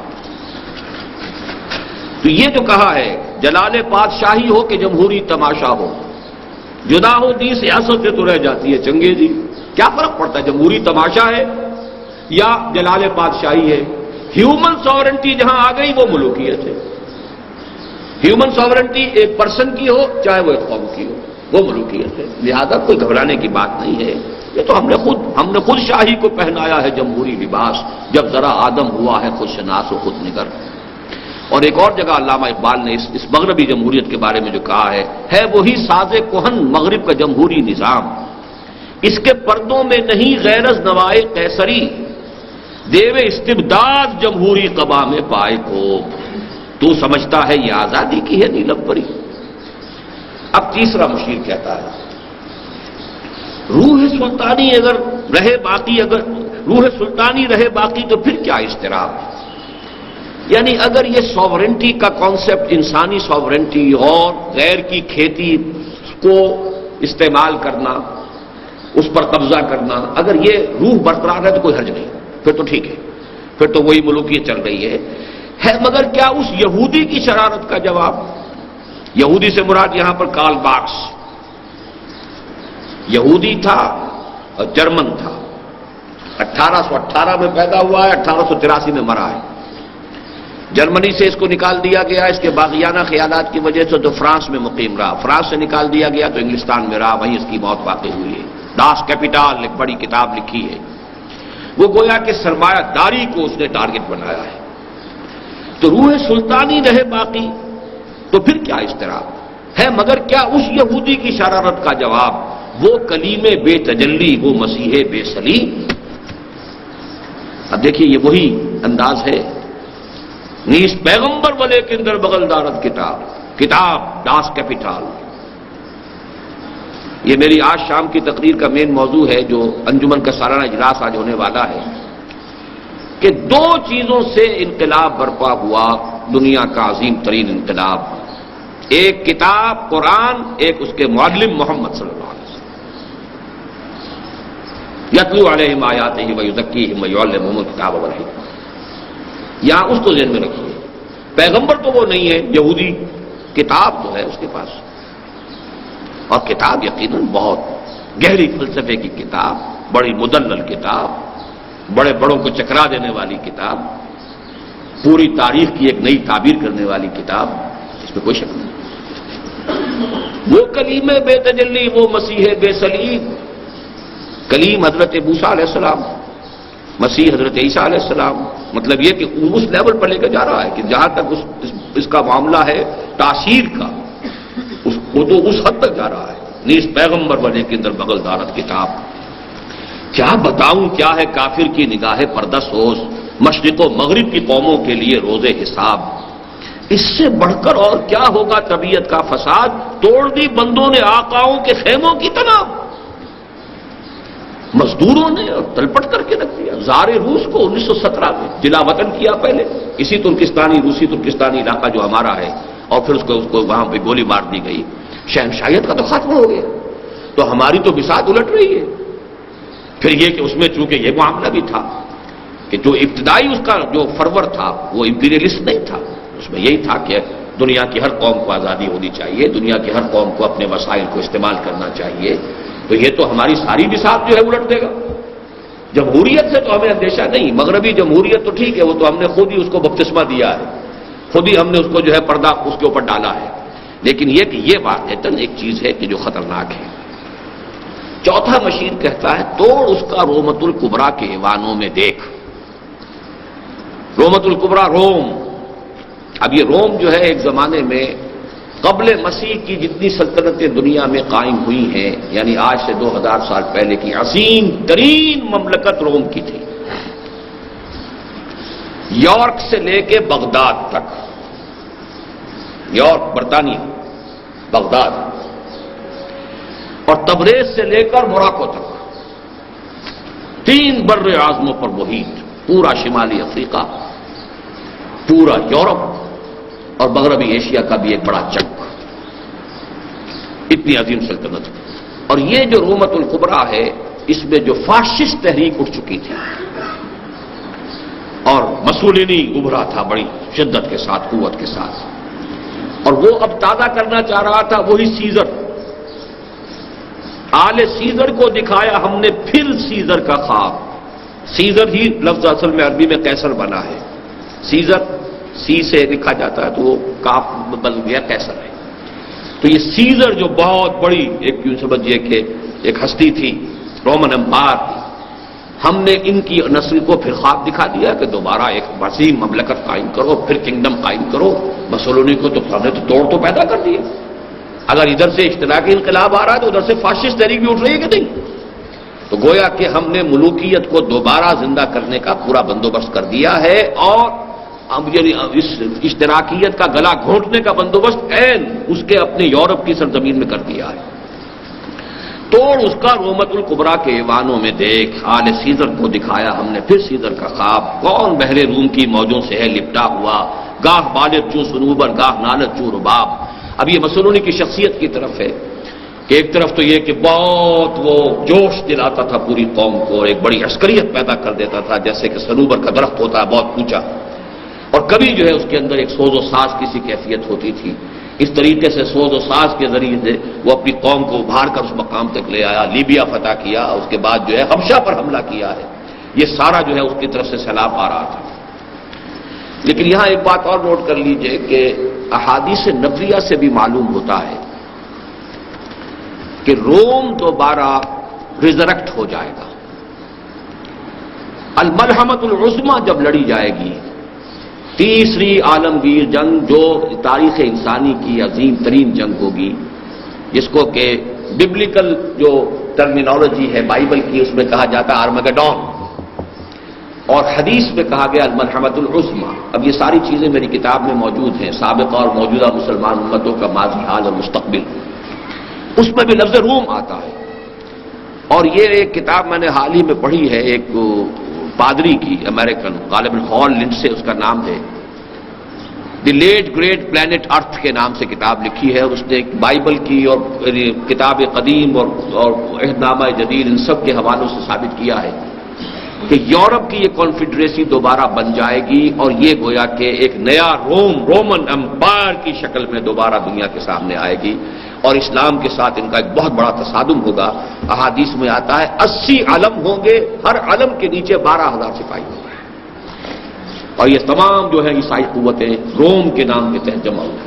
بہرحال یہ میں نے صرف اس لیے کہا کہ آپ یہ بھی نوٹ کر لیں کہ علامہ اقبال نے بھی جو لفظ استعمال کیا رومت الکبریٰ، the great room, the ancient روم، اس کی جو عظمت جو ہے۔ تیسرا مشیر کہتا ہے میں تو اس کی عاقبت بینی کا کچھ قائل نہیں، جس نے افرنگی سیاست کو کیا یوں بے حجاب۔ اس کا اصل میں اشارہ یہ ہے کہ جب مسولینی آگے بڑھا ہے، اور اس کے بعد پھر نازی جو ہے نازیزم بھی آگے بڑھا، لیکن اس وقت تک علامہ اقبال کی زندگی تک ابھی وہ پورے عروج پر نہیں آیا تھا۔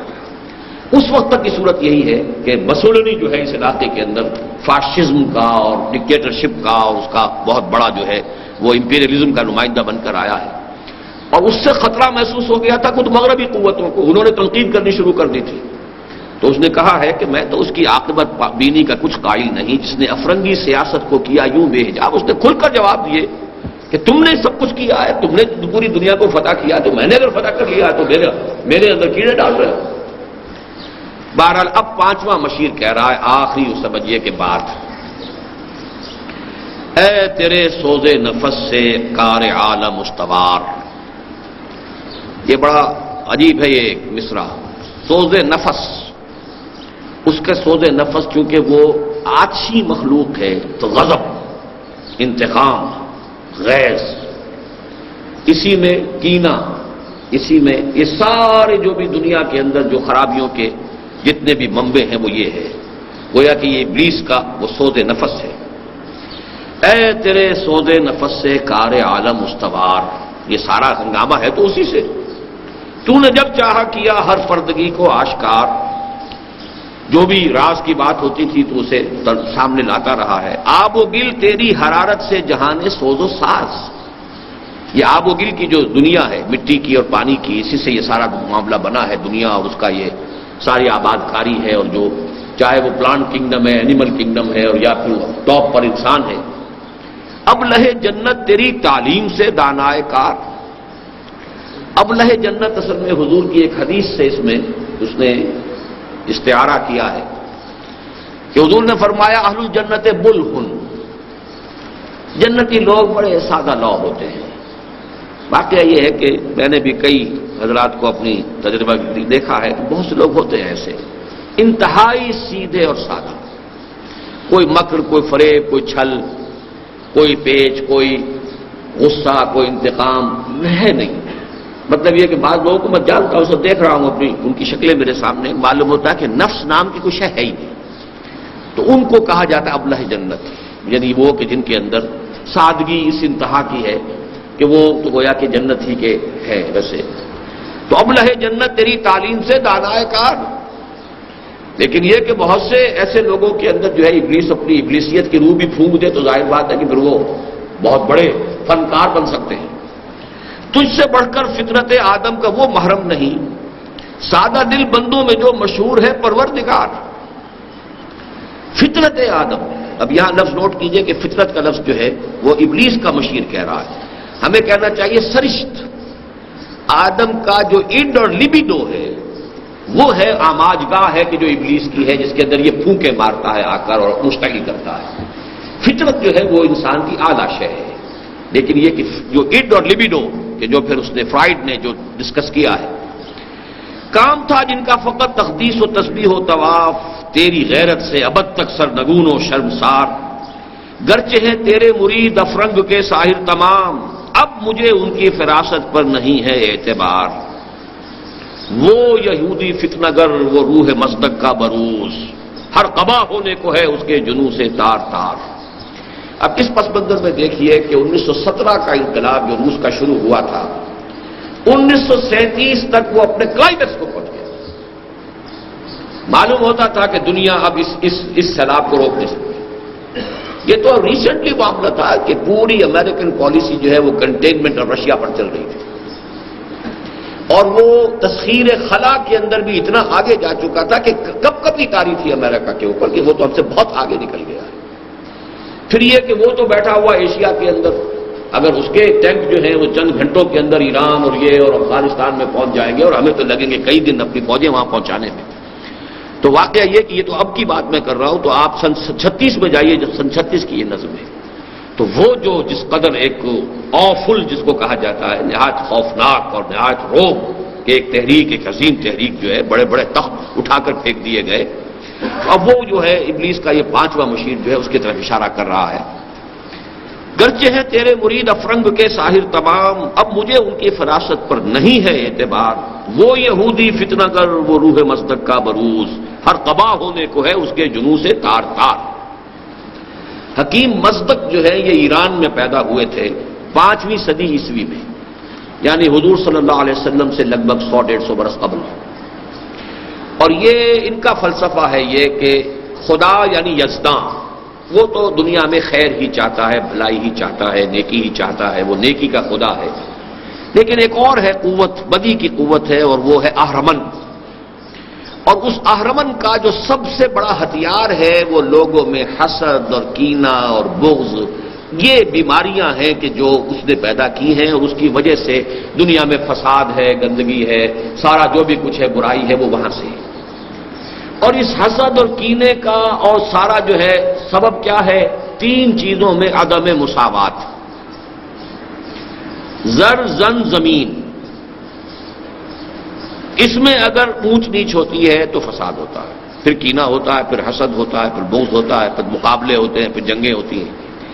تو اس کا فلسفہ یہ تھا کہ مصداقیت جس کو کہتے ہیں کہ یہ 3 چیزوں میں تمام انسانوں کو مساوی کر دیا جائے، زر زن زمین، 3 چیزوں میں مساوی۔ اگر ہر ایک مرد کے لیے 2 شادیاں ہو سکتی تو سب کے لیے 2 شادیاں ہوں گی، اگر ایک ہی ہے تو پھر ایک ہی ہو، اسی طرح زمین ہے، اسی طرح دولت ہے۔ تو اس کو پھر کہا جاتا ہے کہ یہ جو گویا کہ اشتراکیت جو ایک خواب آیا بعد میں، یوں سمجھیے کہ 1500 برس بعد، اس کا ایک حیولہ، اس کا ایک بلیو پرنٹ جو ہے وہ اس وقت مصدق کے فلسفے میں تھا۔ تو بروز کہتے ہیں کسی کا ظہور ہو جانا، گویا کہ وہی روح مصدق جو ہے دوبارہ مارکس کی شکل میں دنیا میں ظاہر ہو گئی ہے کہ جس نے معاشی مساوات کا نعرہ لگایا ہے۔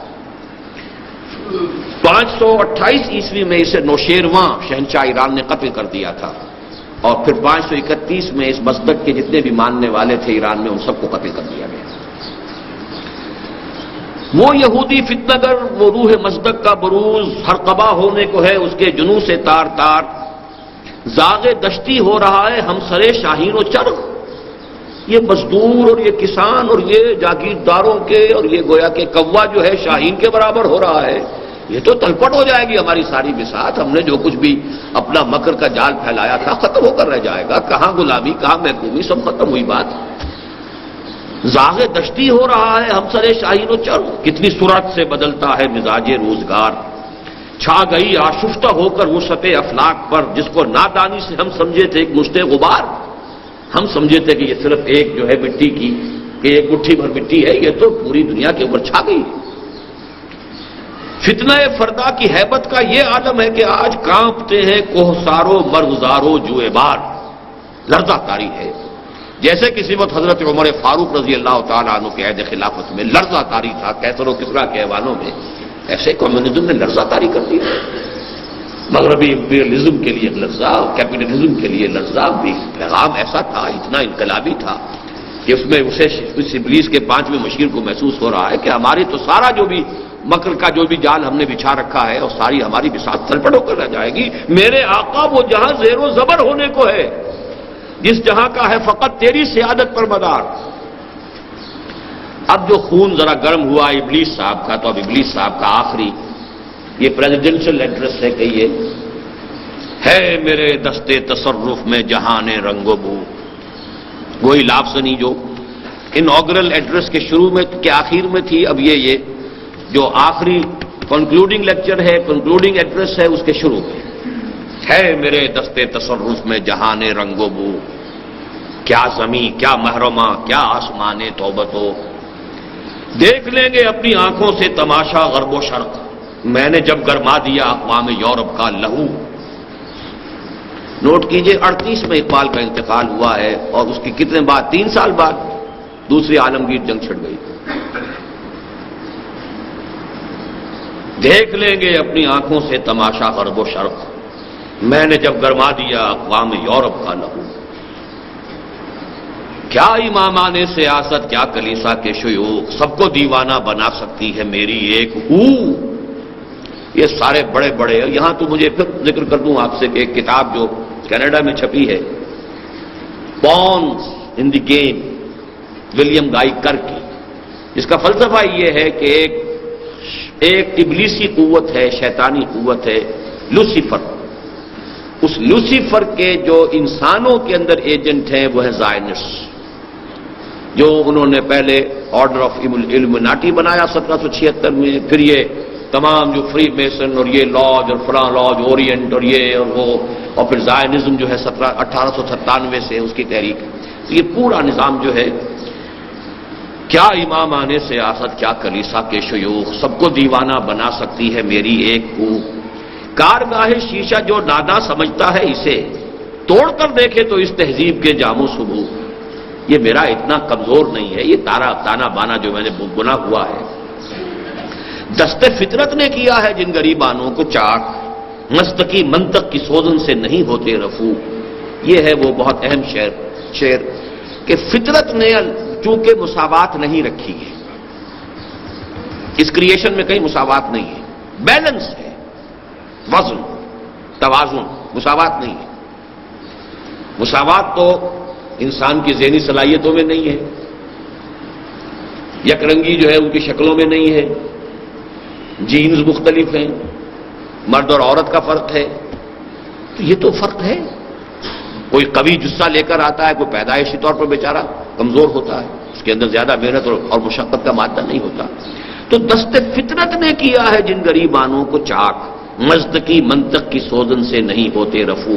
چاہے وہ حکیم مصدق تھا اور چاہے وہ اب حکیم جو ہے مارکس ہو، ان کی ان فلسفوں سے وہ جو فرق ہے، فرق و تفاوت ہے، وہ ختم ہونے والے نہیں ہیں.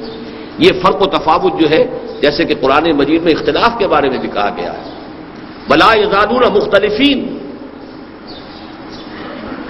الا من رحم ربک ولذالک خلقهم.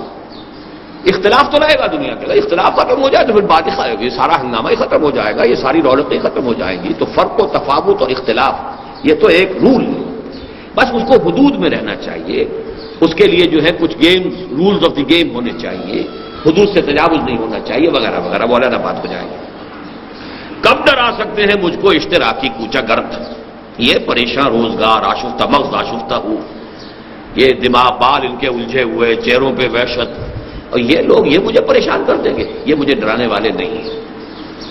ہے اگر مجھ کو خطر کوئی تو اس امت سے ہے۔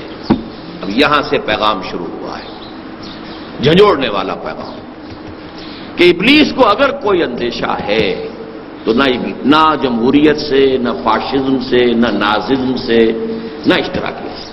اور اشتراکیت اس وقت ٹاپ پر تھی جب یہ نظم علامہ اقبال، آج تو اشتراکیت جو ہے وہ مر گئی یا اس کا دور گزر گیا، تو ہم 60 سال بعد بیٹھے ہیں نا۔ سن 36 کی نظم کو ہم سن 96 میں پڑھ رہے ہیں، اس ڈفرنس کو اپنے ذہن میں رکھیے۔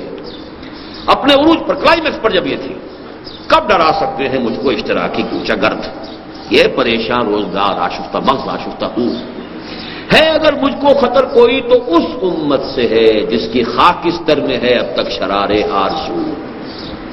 آرزو ہے اوپر اس کے خاک آ گئی ہے، راکھ آ گئی ہے، انگارہ اندر ہے، چنگاری اس میں ہے، آگ بجھی ہوئی نہ جان، آگ دبی ہوئی سمجھ۔ تو میں تو ڈرتا ہوں تو اس سے ڈرتا ہوں، مجھے کسی اور شے سے کوئی خوف نہیں، کوئی ڈر نہیں، کوئی اندیشہ نہیں۔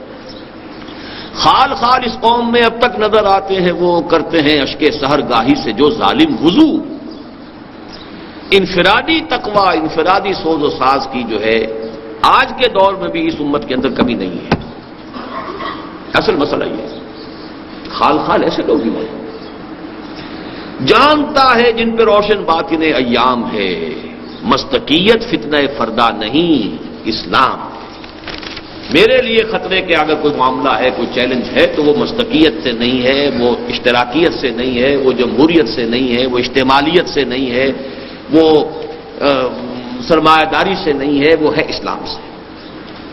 اب اس کا یہ جو نظم کے اندر کئی اتار چڑھاؤ آئیں گے، خطرہ تو ہے، لیکن خطرے میں اب اس کا دل کا دلاسا دینے والی چیزیں کون سی ہیں؟ جانتا ہوں میں یہ امت حامل قرآن نہیں۔ میرے لیے امید کی بات اگر ہے تو وہ یہ ہے کہ اس امت نے قرآن کو بند کر کے ٹھپ کر کے رکھ دیا، جزدانوں میں ہے، مسلمانی در کتاب اور مسلمانہ در گور۔ جانتا ہوں میں یہ امت حامل قرآن، اس لیے کہ اصل طاقت تو قرآن تھی، اصل اعلی انقلاب محمد کا قرآن تھا صلی اللہ علیہ وسلم، جہاد پر ابھارنے والا قرآن تھا، سرمایہ داری کی مذمت کرنے والا قرآن تھا، قرآن اس نے بند کر دیا، یہ بہت بڑی بات ہے۔ جانتا ہوں میں یہ امت حامل قرآن نہیں۔ آج شام کو یہ اس موضوعات پر گفتگو ہوگی، جو حضرات بھی چاہیں آج 7 بجے ہمارا انجمن کا سالانہ اجلاس ہے، اس میں تشریف لائیں، قرآن آڈیٹوریم میں ہے۔ وہی سرمایہ داری بندہ مومن کا دین، وہی زر پرستی، وہی دولت پرستی، وہی سود خوری، وہی سارا معاملہ، وہ اس نے بھی وہ پورا کا پورا دین اختیار کر رکھا ہے، اس پنجے کے اندر بھی پوری طریقے سے وہ پھنسا ہوا ہے۔ جانتا ہوں میں کہ مشرق کی اندھیری رات میں بے ید بیضا ہے پیران حرم کی آستین۔ پیران حرم کی آستین کے اندر وہ حضرت موسیٰ والا ہاتھ نہیں ہے جو دمکتا ہو چمکتا ہو جب نکلے، بے ید بیضا یعنی روحانیت سے خالی ہو۔ لفظ ہیں، دھواں دھار تقریریں ہیں، لفاظی ہے، جو کچھ ہے، لیکن ید بیضا نہیں۔ نہ عصائے موسیٰ قرآن ہے جو معجزہ تھا حضرت موسیٰ علیہ السلام کا، در بغل داری کتاب زندگی، جیسے حضرت موسیٰ کو اللہ نے فرمایا تھا تمہاری بغل میں عصا موجود ہے، پھینکو تو صحیح، کیوں ڈر رہے ہو؟ لا تخف الق ما فی عصاک ما فی یدک الق عصاک۔ اسی طریقے سے بے ید بیضا ہے پیران حرم کی آستین، عصر حاضر کے تقاضاؤں سے ہے لیکن یہ خوف ہو نہ جائے آشکارا شر پیغمبر کہیں۔ یہ اس کا سب سے بڑا اس نظم کا مرکزی شعر ہے، اس اعتبار سے کہ سوشل ایوولوشن کا جو پروسیس انیشیٹ کیا تھا محمد الرسول اللہ صلی اللہ علیہ وسلم سے، جس کو ٹیک اوور کیا ہے ویسٹ نے، یہ پروسیس اپنی منطقی انتہا کو پہنچ کر محمد کے دین تک لوگوں کو پہنچا دے گا۔ یہ بات جو ہے بہت گہری ہے اور علامہ اقبال کے فکر اور فلسفے کے اندر بڑے مرکزی نقطے کی شے ہے۔ انسانی حریت، اخوت، مساوات، یہ سبق تو دیے تھے محمد نے صلی اللہ علیہ وسلم. اس کے بعد ہم نے تو پھر ملوکیت شروع کر دی، پھر ہم نے بغداد میں محل بنا لیے، پھر ہم نے عیش شروع کر دی، پھر ہم نے کسرا ختم ہوا تھا، پھر کوئی اور کسرا پیدا ہو گئے. یورپ میں کم سے کم وہ چیزیں چاہے سیکولرزم کے ساتھ چلیں لیکن کچھ نہ کچھ حقوق انسانی کا معاملہ چلا ہے، کچھ نہ کچھ جو ہے ہیومن رائٹس کا معاملہ آگے بڑھا ہے. آگے بڑھی بات، اس کو شیطان جو ہے اس کو ہر جگہ پر کوئی نہ کوئی اس میں گندگی لپیٹتا رہا ہے، لیکن یہ کہ اس گندگی کی لپٹ کے اندر جو ہے وہ شے بھی موجود ہے جس کو اقبال کہتا ہے the inner core of the present western civilization is Quranic. اوپر گندگی لپٹی ہوئی ہے، بہت اعلیٰ ایک شے ہے جس کے اوپر گندگی جو ہے لپیٹ دی گئی ہے. تو میں نے جو خطبہ دیا تھا غالباً 1984 میں یوم اقبال پر، اور وہ تحریری خطبہ پڑھا تھا، اس کا مرکزی نقطہ یہی ہے، اس میں نے وضاحت کے ساتھ بیان کیا ہے. اور میری جو کتاب جو میں آج آپ کے ساتھ چاہتا ہوں متعارف کرانا، علامہ اقبال اور ہم، اس میں میری وہ سن 73 کی تقریر بھی ہے جو گویا کہ ہمارا ورشن ہے ماں و اقبال کا، اور پھر یہ کہ میرا وہ خطبہ بھی شامل ہے اس کے اندر، اور بھی کئی چیزیں. پروفیسر یوسف سلیم چشتی کے 2 بہترین مضامین جو علامہ اقبال کی زندگی میں لکھے گئے کہ اقبال کا پیغام کا خلاصہ کیا ہے اور اقبال کے فلسفے کا خلاصہ کیا ہے. تو یہ ساری چیزیں جو ہے علامہ اقبال اور ہم نامی کتاب جو ہے وہ آج جسے آپ کہا کرتے ہیں رونمائی کتاب کی، ہماری کتابوں کی رونمائی بھی وہ کہیں ہوٹلوں میں نہیں ہوتی ہے، وہ مسجدوں میں ہوتی ہے. تو عصر حاضر کے تقاضاؤں سے ہے لیکن یہ خوف، یعنی یہ کہ یوں سمجھیے کہ جدلی مادیت کسے کہتے ہیں. خالص مادی سطح پر بھی یہ عمل چل رہا ہے کہ کوئی ایک نظریہ یا خیال آیا، نظام آیا، وہ خیال کی سطح پر آیا، اس کا ایک رد عمل پیدا ہوا. اب وہ عمل اور رد عمل، تھیسس اور اینٹی تھیسس نے جڑ کر ایک نئی شکل اختیار کر لی، اور وہ یقیناً پہلے سے بہتر ہے. لیکن چونکہ ہدایت آسمانی کے تابع نہیں ہے لہذا کسی اور اعتبار سے اس میں خرابی پیدا ہو گئی. اب وہ خرابی پھر اپنے انڈے بچے دے گی، اب یہ تھیسس بن کر اینٹی تھیسس کو جنم دے گا، اینٹی تھیسس پھر ٹکرائے گا، پھر آگے بڑھیں گے، پھر ایک قدم اوپر جائے گا معاملہ. تو یہ خود ڈائلیکٹیکل میٹیریلزم جو ہے رفتہ رفتہ اقبال کہہ رہا ہے یہ تو اس قریب آ گیا ہے کہ ہو نہ جائے آشکارا شر پیغمبر کہیں. They have come very near.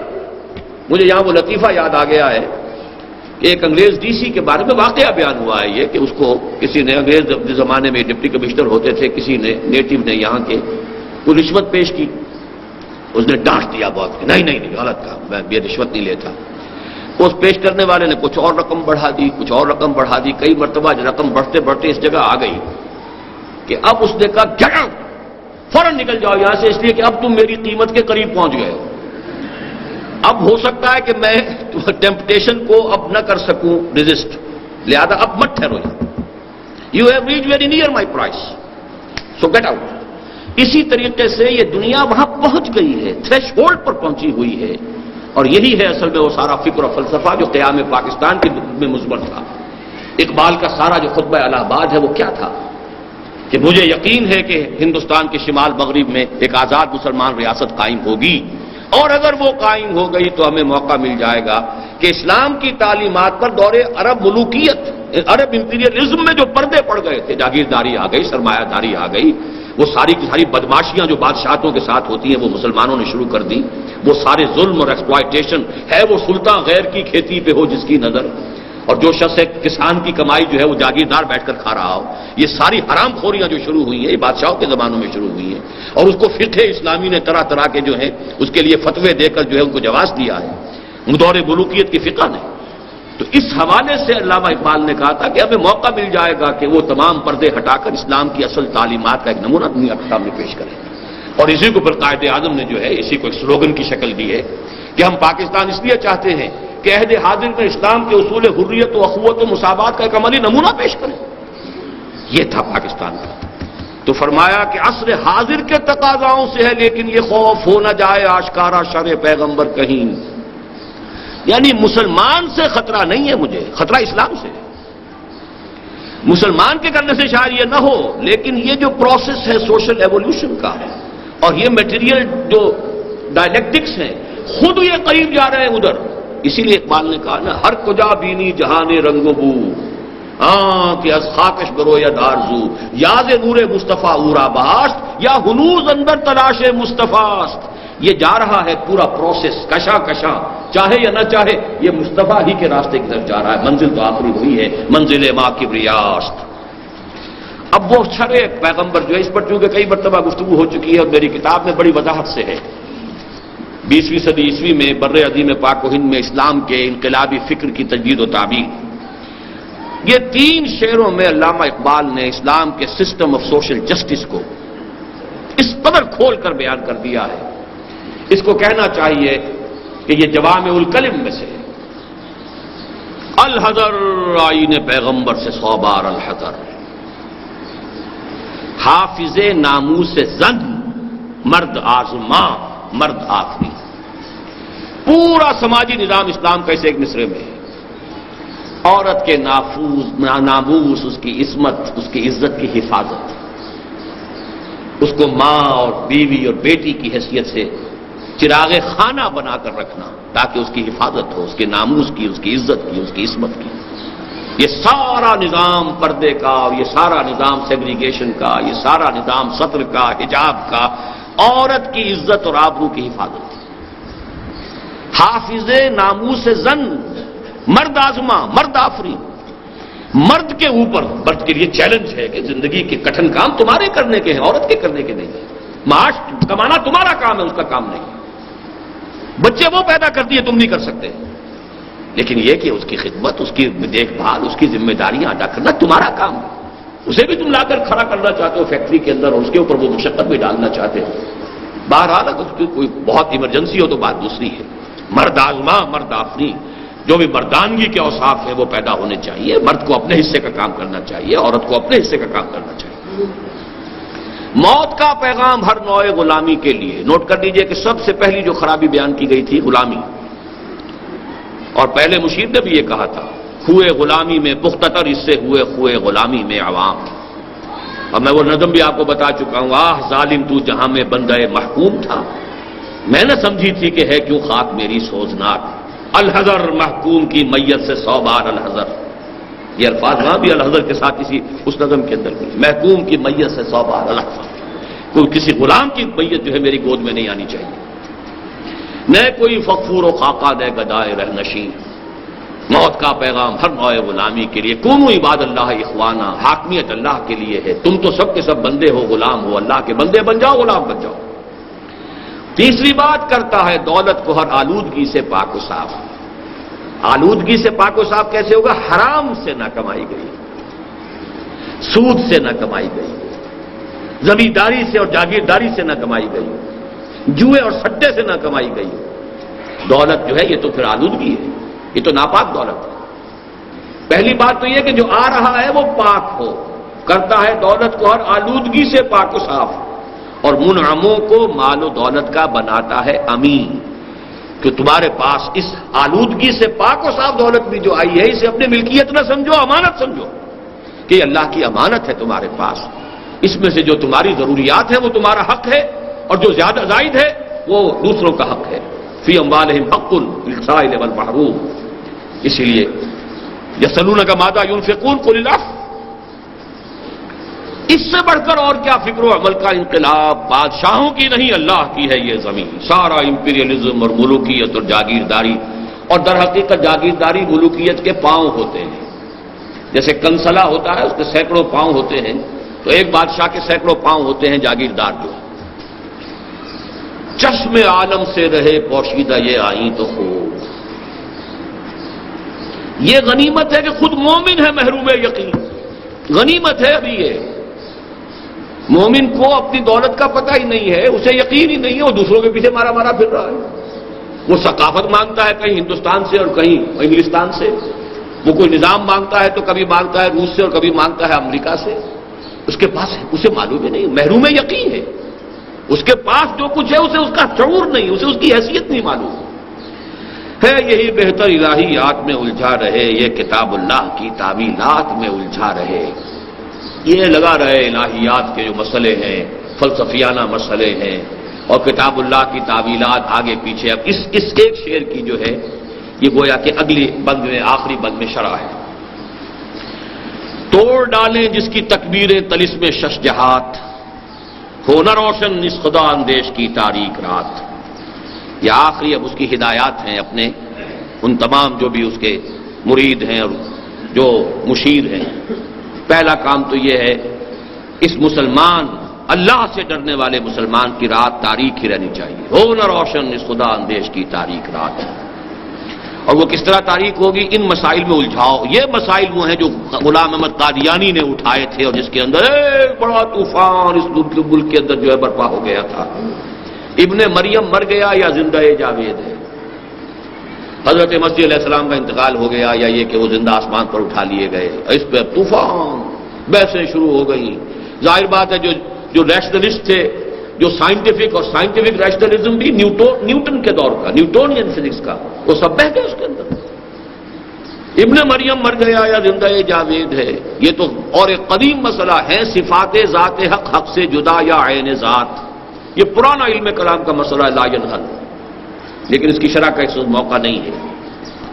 آنے والے سے مسیح ناصری مقصود ہے یا مجدد جس میں ہو فرزند مریم کے صفات؟ یہ پھر خالص قادیانی مسئلہ ہے کہ جس کی پیشن گوئیاں احادیث میں ہیں وہ وہی حضرت مسیح نہیں ہوں گے، عیسیٰ ابن مریم جو ناصرہ میں جن کی پیدائش ہوئی تھی، ناظرت، بلکہ یہ تو کوئی ایسے مجدد ہوں گے جس میں ابن مریم کی سی صفات ہوں گی۔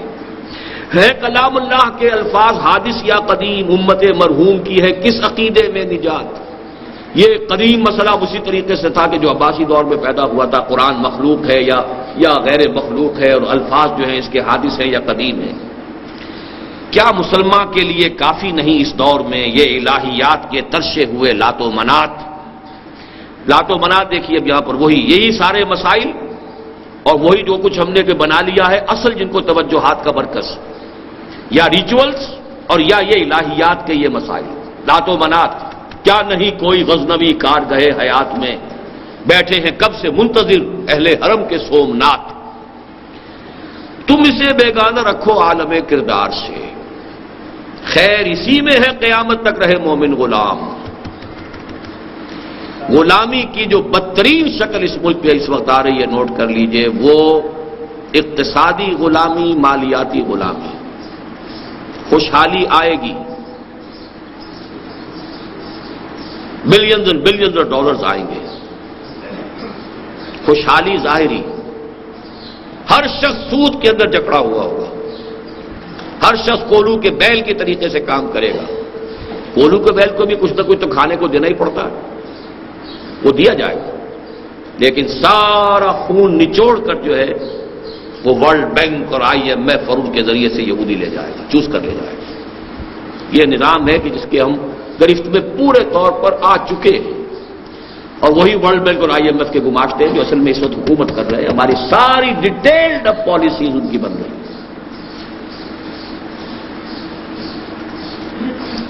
تم اسے بیگانہ رکھو عالم کردار سے، تابسات زندگی میں اس کے سب مہرے ہوں مات، خیر اسی میں ہے قیامت تک رہے مومن غلام۔ چھوڑ کر اوروں کی خاطر یہ جہان بے ثبات، ہے وہی شعر و تصوف اس کے حق میں خوب تر، جو چھپا دے اس کی آنکھوں سے تماشائے حیات۔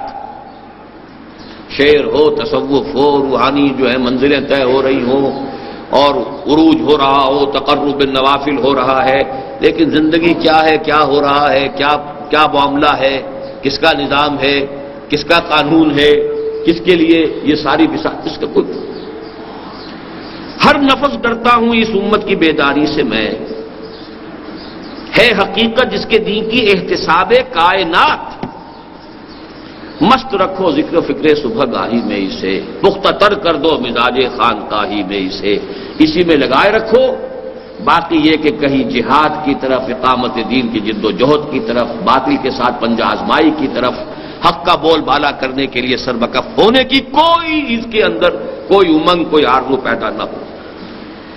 ہے وہی تیرے زمانے کا امام برحق جو تجھے حاضر و موجود سے بیزار کرے۔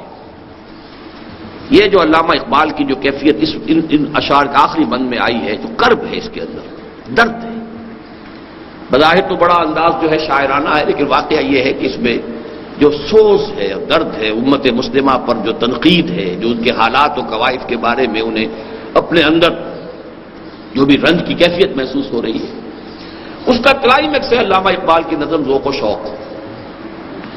کس سے کہوں کہ زہر ہے میرے لیے میں حیات، تازہ ہے میرے واردات، کہنا ہے بزم کائنات، کیا نہیں کوئی غزنوی کارگہ حیات میں، کب بیٹھے ہیں کب سے منتظر اہل حرم کے سومنات، اور قافلہ حجاز میں ایک حسین بھی نہیں، گرچہ ہیں تابدار ابھی گیسوئے دجلہ و فرات۔ بہرحال اس امید میں جو علامہ اقبال رہے ہیں، میں ایک بات شروع میں جو کہنا چاہتا تھا وہ میں آخر میں اب کہہ دوں کہ علامہ اقبال کا یہ معاملہ جو ہے شاعری کے ساتھ، جیسا کہ میں نے عرض کیا شروع میں گل و بلبل کی شاعری بھی تھی اور وہ فراق اور ہجر کی شاعری بھی تھی، پھر ملی شاعری آئی ہے، آخری دور جو ہے وہ خالص پیغام ہے علامہ اقبال کا، اور اس کا خلاصہ ملخص جو ہے یہ نظم ہے۔ چنانچہ اسی دور میں انہوں نے یہ بھی کہا، مرا یارا غزل خانے شبردن، مجھے تو لوگوں نے خامخواہ غزل خان سمجھ لیا ہے، نغمہ کو جاؤ من کو جا ساد سخن بہانہ ایست، سوئے قطار بھی کشم ناقہ بے زمام را۔ میں نے تو اس کو ذریعہ بنایا، کہاں شاعری، مجھے شاعری سے کوئی تعلق نہیں۔ یہ جو مسلمان قوم ہے کہ جو بکھر گئی ہے، منتشر ہو گئی ہے، قافلے میں اونٹ چلتے ہیں ساتھ ساتھ ایک قطار کے اندر، سوئے قطار می کشم، یہ ناقائیں جتنی ہیں اور یہ جو اونٹ ہیں اور اونٹنیاں ہیں یہ بکھر گئی، منتشر ہو گئی، انہیں ایک قطار میں لانے کی کوشش کر رہا ہوں کہ ایک سینس آف پرپس ہو، ایک ڈیسٹنی سامنے ہو، ایک مقصد ہو، ایک زندگی کا نصب العین ہو، اس کے لیے جد و جہد ہو، اس کے لیے ایک نظم جماعت ہو۔ چنانچہ میں آپ سے آخری بات جو عرض کر رہا ہوں یہ ہے کہ علامہ اقبال نے، میں بلکہ تذکرہ کر دوں کہ ڈاکٹر برہان احمد فاروقی رحمہ اللہ، ابھی زیادہ دن نہیں ہوئے ان کے انتقال کو، انہوں نے اپنی زندگی کے آخری دور میں ایک بہت بڑا احسان کیا ہے ہم پر۔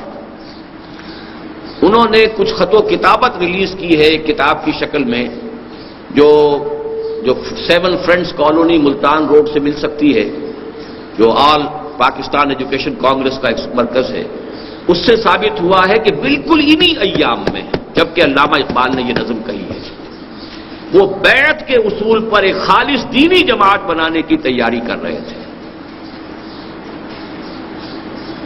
یعنی مسلم لیگ کے لیے جو کام کیا انہوں نے، جس نہج پر کیا، وہ سب کو معلوم ہے، لیکن وہ خط و کتابت جو ہوئی ہے اس کے لیے باقاعدہ بیعت نامہ تیار ہو گیا ہے اور اس کے لیے سارے میدان ہموار ہو چکا تھا، لیکن بعد میں کچھ اپنے ساتھیوں کی طرف سے ان کی کم ہمتی سے بددل ہو کر وہ بات رہ گئی، لیکن وہ پوری تفصیل کہ سوئے قطار بھی کشم ناقہ بے زمام را، کہ بیعت کی بنیاد پر، اور خاص طور پر نفی کی ہے یہ جمہوری ادارے اور اس طرح کی جماعتیں بنانا، یہ بالکل غلط کام ہے۔ اصل طریقہ ہے بیعت کی بنیاد پر، عمارت کے اصول پر جماعت بنانا، تاکہ وہ دین کی اقامت کے لیے اس ابلیس کے ساتھ پنجہ آزمائی اس کے بغیر نہیں ہو سکتی۔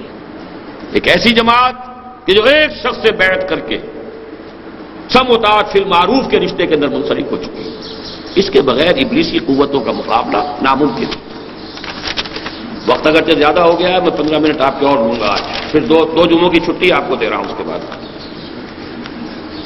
میں نے عرض کیا تھا 15 دن پہلے یہاں کہ پاکستان میں حکومت کی تبدیلی کا موسم شروع ہو چکا ہے، اور سن 77 کی سی صورتحال شاید جلدی پیدا ہو جائے۔ اب آپ نے دیکھ لیا اس کے شواہد جو آئے ہیں، آج ایک تعلیم یافتہ نوجوان اور ایک باقاعدہ سیاسی عہدیدار، عام کارکن نہیں، اس کی ہلاکت کا معاملہ ہو گیا ہے، اور یہ گویا کہ جلتی پر تیل ڈالنے والی بات ہو جائے گی، اور اس میں وہ سارے اب موجود ہیں امکانات جو ہیں، پوٹینشیلٹیز کے کوئی بڑی تحریک جو ہے اٹھ کھڑی ہو۔ لیکن یہ کہ میں نے پچھلی مرتبہ بھی کہا تھا، اب پھر کہہ رہا ہوں، اب جب یہ ہنگامہ ہوگا، جب شور ہوگا، جب سب کچھ ہوگا، تو اسلام کا نام بھی آئے گا، دین کا نام بھی اچھلے گا، کچھ مولوی حضرات بھی نمایاں ہوں گے، کچھ ان کے جو بیانات بھی ہیں وہ شہ سرخیوں سے آئیں گے، لیکن اچھی طرح سمجھ لیجئے کہ نظام کا بدلنا اور شے ہے، چہروں اور ہاتھوں کا بدلنا اور شے ہے۔ اگر اس فرق کو ملحوظ نہیں رکھیں گے تو بہت سے ساتھی ہوتے ہیں اپنی سادہ دلی میں، اہل الجنت بلہن، وہ سادہ دلی جو ہے ان کی سادہ دلی میں وہ پھر بہہ جاتے ہیں ان چیزوں کے اندر۔ ہمارا معاملہ یہ ہے کہ ہمیں اپنی پوری توجہ مرکوز کرنی ہے اس ابلیسیت کے مقابلے کے لیے ایک منظم قوت فراہم کرنے کی۔ باقی تو سب اس کے مرید ہیں، وہ کوئی بھی ہو، اس وقت جو بھی سیاسی عنصر اس ملک میں ہے وہ امریکہ کی گرفت سے باہر جا سکتا ہی نہیں۔ کوئی انقلابی قیادت کے جو لوگوں میں مرنے کا مادہ پیدا کرتے ہیں، اور بہت بڑی تعداد میں مرنے والے لوگ، اس کے بغیر نہیں ہوگا۔ تو اس کو اپنے ذہن میں رکھیے، اپنی توجہات کو ادھر ادھر بھٹکنے نہ دیجیے۔ ایک میں نے پیشن گوئی اور بھی کی تھی، اس وقت بھی کچھ ہلکی سی خبر بھی تھی ملاقات کی، لیکن آج وہ بیان بھی باقاعدہ مولانا نورانی میاں کا آ گیا ہے کہ نواز شریف صاحب کے ساتھ اتحاد ممکن ہے۔ میں نے کہا بھی تھا کہ یہ نیچرل الائنس ہوگا، اور میں ویلکم کرتا ہوں، اب بھی ویلکم کرتا ہوں، نے بارہا کہا ہے کہ اصل میں جو ماضی کے جو بھی ایک تقسیمیں ہمارے ہاں تھیں اس کے اعتبار سے جو بریلوی مکتب فکر کے علماء ہیں یا ان کے جو سیاسی حضرات ہیں ان کو مسلم لیگ کے ساتھ ہی رشتہ جوڑنا چاہیے، اسی کے ساتھ تعلق اختیار کرنا چاہیے، تاکہ جو بھی ہمارے ہاں سیاست ہے اس میں جو بھی ایک استحکام پیدا ہوا ہے اس حوالے سے کہ اب ایک مضبوط جماعت مقابلے میں ہے۔ جو غلط نظام ہے جو چل رہا ہے اس نظام کو تو کم سے کم جو اس کے اصول ہیں اس کے مطابق چلایا جائے، تو اس حوالے سے ٹو پارٹی جو ایک صورت بن چکی ہے ہمارے ہاں اسی کو رکھنا چاہیے۔ باقی یہ کہ بقیہ مذہبی جماعتیں کیا کریں گی، وہ ملی یکجہتی کونسل کا تو ایک گویا کہ بڑا حصہ اگر اس طریقے سے کٹ جاتا ہے تو مجھے پہلے بھی کوئی امید نہیں تھی، اب بھی کوئی امید نہیں ہے کہ کوئی بھی انتخابی اتحاد مذہبی جماعتوں کا ہو سکے، واللہ عالم۔ ایک بات سپریم کورٹ کے فیصلے کے بارے میں عرض کرنی ہے کہ میرے نزدیک نہایت خوش آئند بات ہے۔ جو جدید ریاست کے 3 پلرز ہوتے ہیں ان میں ایک اعتبار سے کہ دستور کی کسٹوڈین ہوتی ہے جوڈیشری، تو اگرچہ عملی حصہ ایگزیکٹو کا زیادہ ہے، عملی حصہ جو ہے وہ لیجسلیچر کا زیادہ ہے، لیکن اس میں توازن قائم کرنا یہ در حقیقت جوڈیشری کا کام ہے۔ اور یہ ادارہ ہمارے ہاں بالکل برباد ہو گیا تھا، اس کی جو بھی پریسٹیج ہے وہ ختم ہو چکی تھی، اس کی توہین و تذلیل ہو چکی تھی، اس کا تقدس سارا پامال ہو چکا تھا۔ تو میں سمجھتا ہوں کہ یہ بھی در حقیقت ہمارے اور بھارت کے حالات میں جو مشابہت ہے اس کی ایک علامت ہے کہ وہاں پر بھی جوڈیشری نے ایک طریقے سے جو ہے وہ ایک بغاوت کی ہے، اور یہاں پر بھی انہوں نے جو فیصلہ دیا ہے اس سے یہ کہ ان کا بھی ایک اپنی سیلف رسپیکٹ بھی بحال ہوئی ہے اور عوام کے اندر بھی اعتماد بحال ہوا، اگرچہ اس سے جو اندیشے ہیں اب شریعت کورٹ کے وغیرہ کے، یہ چیزیں میں پہلے بھی کہتا رہا ہوں کہ یوز لیس، ایبسولوٹلی میننگ لیس، یوز لیس انسٹیٹیوشنز ہیں یہ۔ چند مولویوں کو بہت اچھی اچھی تنخواہیں وغیرہ ملتی رہی ہیں، اللہ اللہ خیر صلی اللہ، اس کے سوا کچھ نہیں، اس کا کچھ حاصل نہیں ہوا ہے۔ اور یہ سارا کام جو ضیاء الحق صاحب نے کیا تھا انفاؤنڈڈ تھا، بنیادیں تھی نہیں، اور غلط سلط انٹ شنٹ جو ہے وہ دستور کے اندر ادھر سے ادھر، ادھر سے ادھر کر دیا، حالانکہ سوچ سمجھ کے کوئی بات ہوتی تو جو چیز اس کے منافی تھی اس کو نکالتے، لیکن وہ نہیں، بس وہ ایڈہاکزم جو تھا کہ وقتی طور پر اپنی حکومت کو چلانا ہے جتنا بھی لمبا چل جائے، تو اس کا جو ہے وہ نتائج سامنے آ رہے ہیں، دیکھیں گے جو بھی اللہ کو منظور ہو۔ اقول قولی ھذا واستغفر اللہ لی ولکم ولسائر المسلمین والمسلمات۔